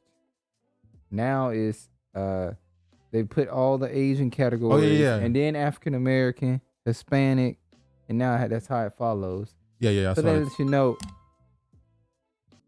So they definitely have switched who's the top minority now. All right, let me show this. This is just making another point about the African American thing. Ime Ndunko, I don't know how you say his name, brought not only coach of the year stuff to Celtics, but representation. In his first season in Boston, the NBA's first head coach of African descent has his players buying in. So what are they black Americans? So what about all the other black coaches? They not of African descent now? Oh my God. So they're telling you that we don't really see you as African descent. As the same. No, they don't. So, I mean, this is them saying that. So I mean, California State Bar will investigate Armenian genocide victim payments. What it got to do with America? There was a case where they decided that the money shouldn't go to them. Some funds with some other places. Apparently, it was a lot of weird stuff going on with it. They denied it. Some other funds were misappropriated. So now they're going back into it and saying should they reinvestigate it to possibly give the payments out. America's going to give payments to Armenian. Yeah. In California. Why? Did we have anything to do with the genocide? Well, the genocide was denied, remember? A lot of people still deny it, that it didn't happen. What does that have to do with America, though? America most likely had something to do with it. At least they ignored it or something. I don't know. But that's not our job to put. So that's Americans. Hold on. Yeah, rephrase that. So America feels that it's their job. They're the police of the world. To give out payments to Armenian, even though they have nothing to do with the genocide, but because they did not acknowledge it as a genocide, they feel guilty and feel like they need to give them payments. But they cannot give reparations to Black American. There has to be a study. So are they going to have a study? That's the investigation right there, ain't it? They're going to have a task force and take 10 years to investigate this. Probably not. No, 400 years. Here's another one. You can't make this shit up. New Mexico will provide new payments totaling $500 for individuals, adults, or $1,000 per household to offset steep prices for fuel and raging inflation under a bill approved by the state legislature. A decisive 35-1 Senate vote sent the Democratic-sponsored bill for consideration for Governor Mitchell Lujan Grisham, who supports the initiative. The House voted 51-13 with broad support from Democrats and some Republicans. In all, the aid package would distribute nearly $700 million to adult residents of all income levels, including elderly people with little to no income who don't ordinarily file taxes, and undocumented immigrants. So undocumented immigrants get a $500 check and they're not a citizen of America. Does that make any sense? This is what happens when you have retards. I agree with that. I'm just not sure that I would say that if it weren't. This is what happens when you have retards in charge of running things. Does that make sense for a person who is an illegal to get a $500 check? Does that make any sense? America's the richest country in the world. They can afford it, right? They can't afford it because I ain't got no damn stimulus check yet. So they can't afford it. They gave you 2, didn't they? I'm waiting on the 3rd. No, I'm waiting on the 4th one. Yeah. And then Biden gypped me out of the last one. Gyppy. All right. Let me show this exchange right here. I agree with that. I'm just not sure that I would say that if it weren't for blacks, there wouldn't be a democracy at all. Well, we know how we got democracy. It was through a decades-long black resistance struggle called the Civil Rights Movement. That is a black rights struggle. So you may not like the framing, but what I can tell you is the Double V for Victory campaign was black people were fighting in an army. They were going overseas. They were dying to liberate other countries and then coming home and being lynched for wearing their uniform. They were coming home and they could not vote. They were coming home and they could see German prisoners of war going into restaurants and being served where they could not be served. I completely agree with all of that. Right, but you want to treat that as a marginal to the American story. But you can't call yourself the greatest democracy and the greatest democratizing force in the country while violently and brutally suppressing democracy at home. And that's what happened for millions of American citizens. Here's where I take some objection. You're talking about, if you say the country, that we were fighting for democracy overseas and we were not living it, walking the walk, talking the talk at home, I completely agree with you. But you specifically say the greatest generation brutally suppressing, many of this generation brutally suppressing democracy for millions of Americans. To me, and I think Tom Brokaw, when he originally wrote the book, The Greatest Generation, was talking about 20-year-olds, 30-year-olds who came out of the farm fields of the Midwest, who came out of ethnic neighborhoods in Brooklyn and South Philly and stormed the beaches of Normandy and fought to defeat the worst regime, I would argue, in world history. And to say that they were 20, 30-year-olds. The country was brutally suppressing blacks, but the greatest generation wasn't. But wouldn't that be the generation that they fought against during the civil rights era? Wouldn't that generation be the age of the people they were fighting? It would have been them. Well, they were.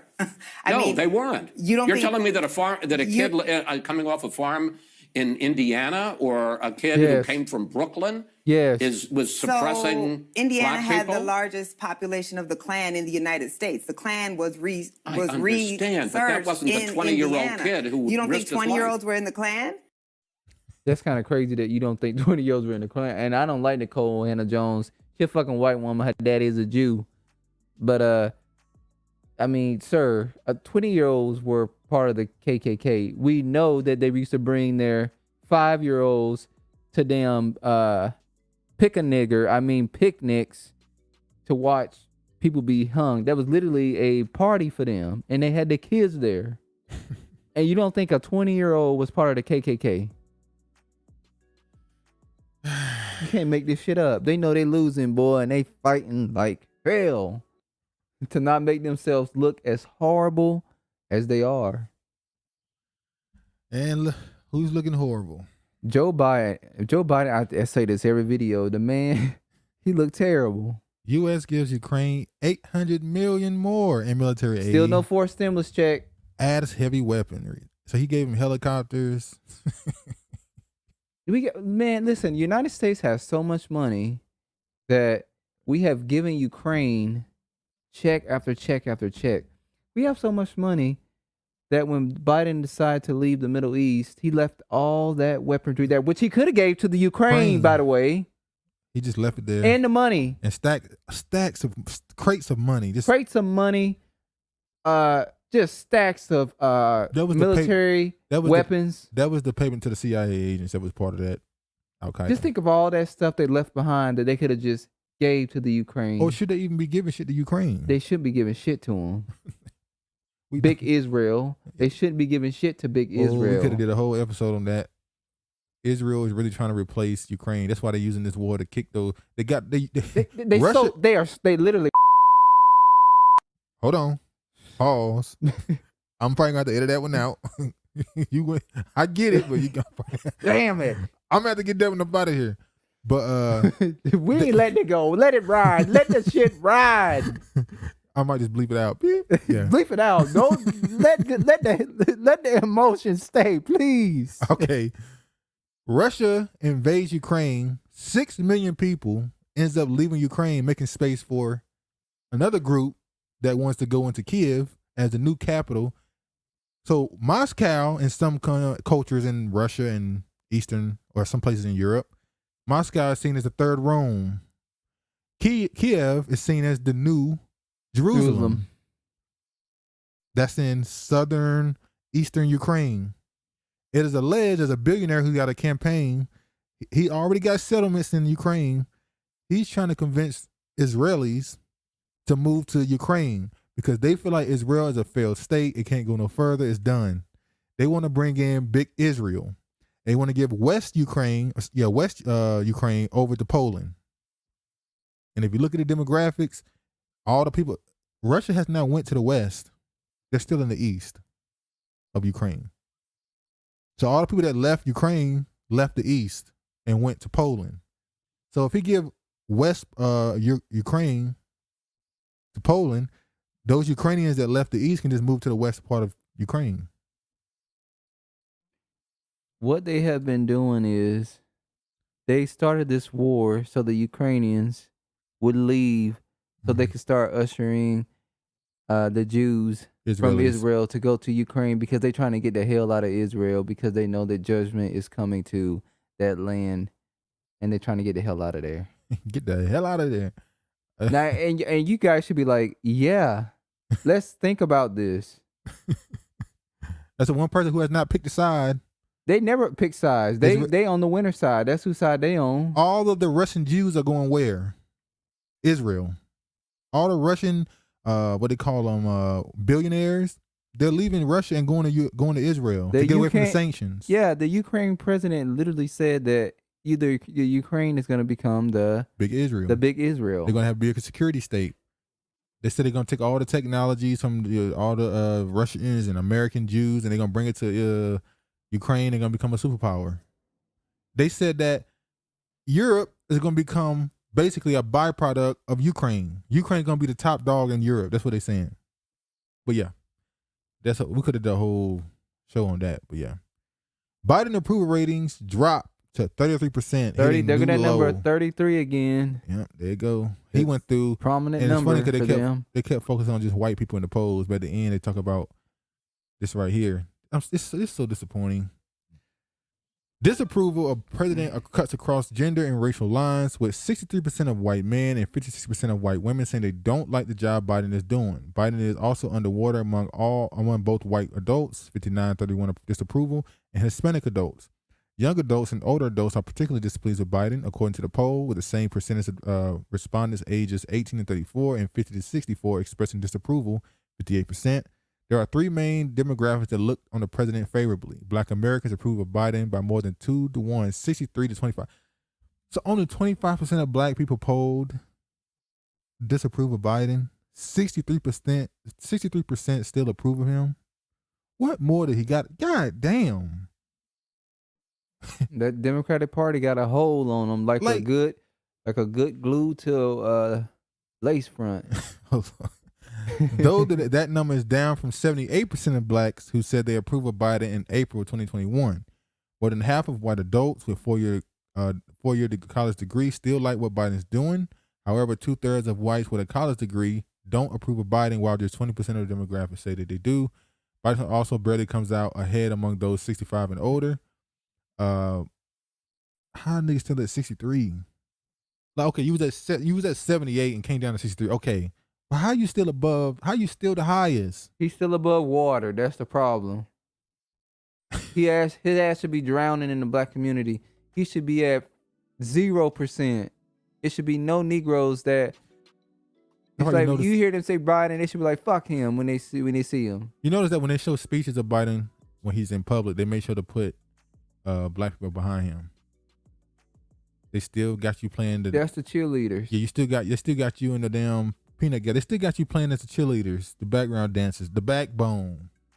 You know, Big Mama, the backbone of the black community. Watch this. Now, this is another video of this man clearly lost, and we just acting like the world looking at this man like. Notice that Saturday Night Live have not really made many skits about Biden. Oh, Trump. Jesus Christ. Bro, they got hundreds of millions of views because of Trump. They won't do the same thing to Biden. And it's even worse. This man get lost. Watch this jump right here, man. Of America. God bless you all.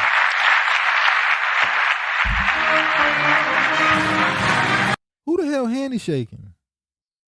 Oh, that's his imaginary friend. When you get older, you get imaginary friend like when you're a kid, I guess. I'll know when I get there. They did say that old people and kids have a lot in common. I'll let you know when I get Biden's age if my imaginary friend come back. That's the person that's coming back to get you. Oh, that's the Grim Reaper problem. Yeah. That's the Grim Reaper waiting behind him like, I can't wait for your ass to go. I can't wait to get your ass.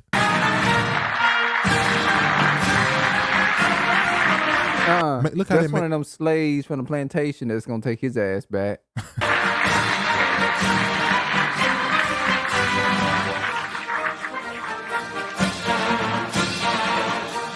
Oh, wait a minute, he in North Carolina.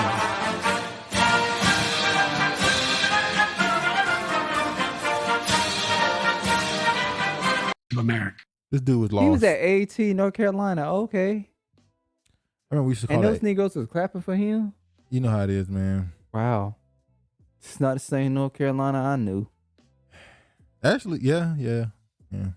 Because it would have got cussed out. All right, look at this. Opinion. Democrats must court black voters. They have to court us? Not just rely on GOP offending them. And she went on this whole thing about how, Well, they do know what courting is, right? When you court somebody, that means that you give them things like reparations. And you see right here is Dianne Feinstein still up to the job. We're going to talk about that later. Look at this one right here. RNC votes to withdraw from Commission on Presidential Debate Events. The Republican National Committee threatened this year to pull out of commission-sanctioned debates and accused the group of bias. So you're not going to see Republican candidates in the presidential debates no more. Well, they won't be. They'll be asked not to. It's still up to the nominee to do it, but the party will ask them not to go because they're saying they're biased. Because you look at it, look who they picked to ask the questions. They pretty much tell the Democratic candidate the answers before the damn questions come. Like, I think that this should. I think all of the debates should be held on Fox, because Fox News or Fox Station. Why? Because the other network ain't getting no damn views, no way. Or they like, hell no, we need this to be on our network. We're not getting any views. MSNBC is not giving that up. You out of your damn mind. None of them are getting views. No. All right, let me show this. You see RT, Sputnik, CGTN, China Daily, state-affiliated media, Radio Free Europe, Radio Liberty, U.S. funded but not independent news organizations. So what she's saying is, any network that's associated with another country that they don't like, they call them state-affiliated. But when America is affiliated with it, they say America funded but independent. So we're not really influencing it. So America don't influence their media according to this. And the reason why I'm showing that is because, I got to show this one real quick too. Sean Penn says he's thinking about taking up arms against Russia. This is a CIA agent. An actor is talking about taking up arms against Russia. Remember, he's the one who was down there in, during Hurricane Katrina as well. Somebody made a joke that said somebody said he acted like he was Rambo during Katrina. Now he think he could take that over to Ukraine. Ain't gonna end well for him. So remember, he's one of those dudes that went to Katrina and was down there, quote unquote, helping black people. No, he won't. He was down there getting pub. That's what he was doing. Or probably wouldn't white people around shoot black people exactly when he get a chance. It's a damn shame. People couldn't walk on the other side of their damn house, because if they did, they would get popped. Ain't he the one that interviewed somehow El Chapo as well? I think so. This dude's CIA. So him saying he wants to go to war, this is propaganda to convince the youth or other people that they should be willing to go over and fight for their country. I'm trying to find this. Good luck with your war. Good luck. Hold on. Yeah, nigga, it's getting late. Now we can show video of the Biden administration's attempt to push propaganda on the citizens by saying that the inflation in gas prices is price hikes, and then condemning people who are angered about the price hikes. Let's show what he had to say. I'm doing everything within my power by executive orders to bring down the price and address the Putin price hike. In fact, we've already made progress since March inflation data was collected. Your family budget, your ability to fill up your tank, none of it should hinge on whether a dictator declares war and commits genocide in half a world away. I'm doing everything. Is America a country that's ran by dictators? Because they do the same thing. Look what they're doing to Yemen. What Saudi or Sudan, Afghanistan, Iraq. But they're not dictators, and they're not destroying companies from a half around the world away. So, okay. Now I'm going to show this. Oh, no, I got something to say for his ass. I thought you were going to let it play all the way through. That's all of it, ain't it? Yeah. How dare you tell me that I'm being selfish because and you know what? Look at the language that he's throwing around, calling fucking Putin a dictator. Yeah. You know what? He's hitting around to what they said they're gonna end up making them pay reparations. I told you they're gonna flip this and make Russia pay reparations to Ukraine. But it's gonna be for those fucking in order to bring in Israelis. Tiny hat. In fact, we've already made progress since March inflation. Yeah, we already watched this one. Hold on. He ain't made no progress. Tell that to my damn wallet when I go into the grocery store that you made progress. So because of the act. All right, I'm gonna show Peppermint Patty. Patty, who's leaving the White House. She's done with it. She's done. She's tired of lying. Peppermint Patty, that's a good one. You can see in her face she's done lying. She's like, I can't do it no more. Every day I come in here, I gotta say this man said something wrong by accident. He sit here saying that how you said? Imagine if tobacco countries wasn't prostituted. He like, come on, man, this dude. All right. So because of the actions we've taken to address the Putin price hike, we are in a better place than we were. And the Putin price hike, that's what they keep calling it. Yeah, they're trying to, These people are filled with so much propaganda. I don't know how you don't see now. They put names on everything. They put names on everything. Putin price hike. For last month, but we expect March CPI headline. Why didn't that reporter say, "Hi, is this the Putin price hike?" when the prices were He about to say it now. surging before? He about to say it now. Okay. Inflation to be extraordinarily elevated due to Putin's price hike. And we expect a large difference between core and headline inflation, reflecting the global disruptions in energy and food markets. So core inflation doesn't include energy and food prices. Headline inflation does. And of course, we know that core inflation, energy, the impact of energy, of course, on oil prices, gas prices, we expect that to continue to reflect what we've seen the increases be over the course of this invasion. And just as an example, since President Putin's military buildup accelerated in January, average gas prices are up more than 80 cents. Most of the increase occurred in the month of March, and at times gas prices were more than $1 above pre-invasion level. So that roughly 25% increase in gas prices will drive tomorrow's inflation reading. And certainly it's not a surprise to us, but we certainly think it will be reflected. And in March, again, to give you a point of comparison, the average cost of a barrel of oil was around $100 tomorrow. I will say that anytime there is heightened monthly data or inflation. Can't take it no more. Yeah, she finished. She's done. She can't take it no more. She's just like, I'm just getting through this last couple of weeks. She actually was stumbling over words. Like she was just trying to hurry up and get through with this. She's been done since last November probably. Which is funny because what's her name, Sanders? She really wanted that job. Yeah, she would have never walked away. She would have if people be talking shit, she would have ran off the stage and tackled that dude ass.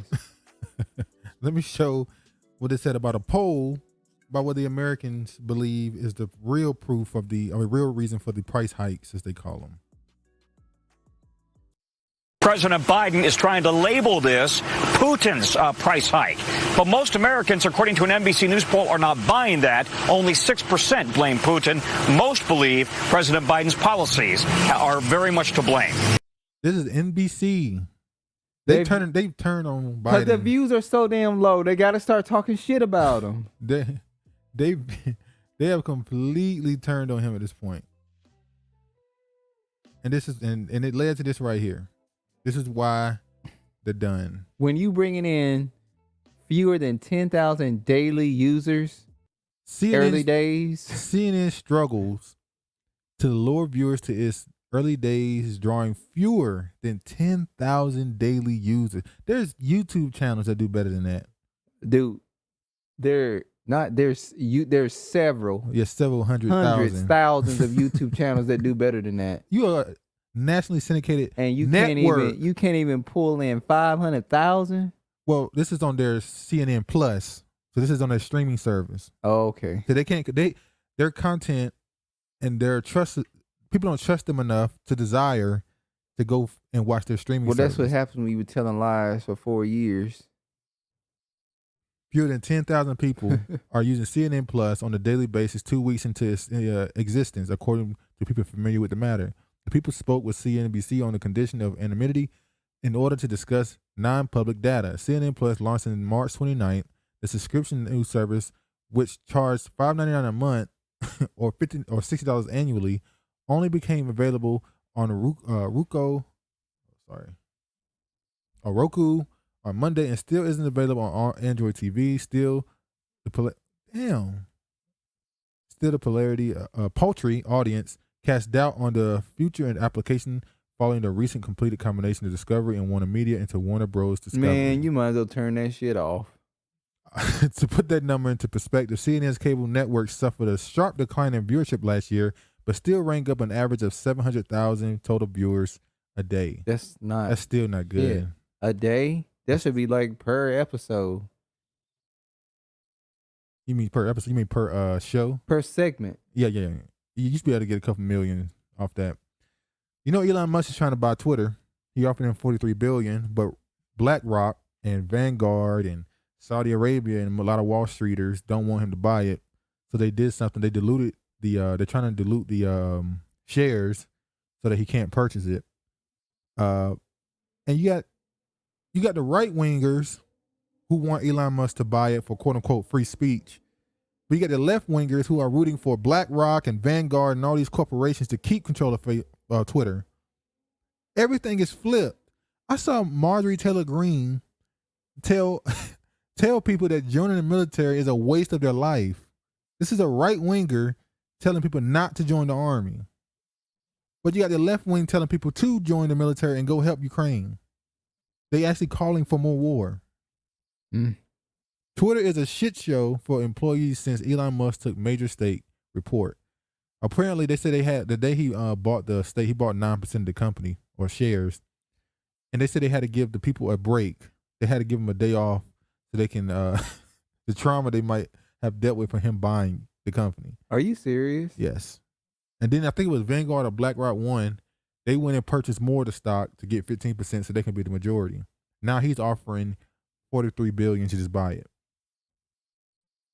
Let the man buy it if you want to buy it. They don't want him to buy it because Twitter, though it is the smallest platform of the big platforms, it probably is the most influential. You get information instantly. Whatever's trending on there is going to be trending on other platforms in a couple of hours. Colleagues worry Dianne Feinstein is now mentally unfit. That's a damn Jew. Yeah, mentally unfit. Who is she? She's a congresswoman. Oh. Mentally unfit to serve. When that article going to come out about Joe Biden being mentally unfit to serve? Citing recent interactions. When a California Democrat in Congress recently engaged in an extended conversation with Senator Dianne Feinstein, she's a senator, I'm sorry, they prepared for a rigorous policy discussion like those they had with her many times over the last 15 years. Instead, the lawmakers said they had to reintroduce themselves to Feinstein multiple times during the interaction that lasted several hours. So they want her gone. Remember, this is the woman who had a spy as her driver for like a decade. Remember that? Her driver was a spy. He was driving for her for like a decade or two, and she quote unquote didn't know, and then they found out, oh, this man is a spy. The same, just like what's her name? Fang. But Fang, the one who was having an affair with one of the congressmen. Guess what, y'all? A plane crash happened. She's dead. She's not gonna be able to be brought in for interrogation now. So all these spies are just disappearing. You're never hearing from them again. Let me go to this one now. Come on, load thing, load. And then this dude showed pictures in Ukraine. Does this not look like a movie set? It is a movie set. He said, call me a Putin puppet, all you like. It doesn't change the fact that elaborate stage photo shoots in the middle of a war zone seem incredibly odd to me. Propaganda. He's trying to win the war through public opinion. New York, California failed in handling of COVID, but Florida was among the best studied. They just went on to just start going on with this to try and say, now they want to talk about Andrew Cuomo and how he failed. Now they'll talk about it. Cuomo came out a couple of weeks ago, and he was like, what I did don't mean nothing. Get over it. I didn't really do nothing wrong. Let's worry about crime and all this other stuff. So he's still, saying what he wants. But I think that's it for that. I think we went through everything. Hold on. I think that's it on that. We went a little long on this one. A little long. We went a lot long. I don't think it's that long. Yeah, it is. I don't think that's not gonna be. It's like 2:30, maybe. But anyway, you got anything else you want to say? Same thing I always say. Thanks for viewing the video. All right, man. Thanks for viewing the video. Please like, comment, subscribe, and share it. Let us know what you think. Y'all be safe out there. All praise to the Most High, and peace, man.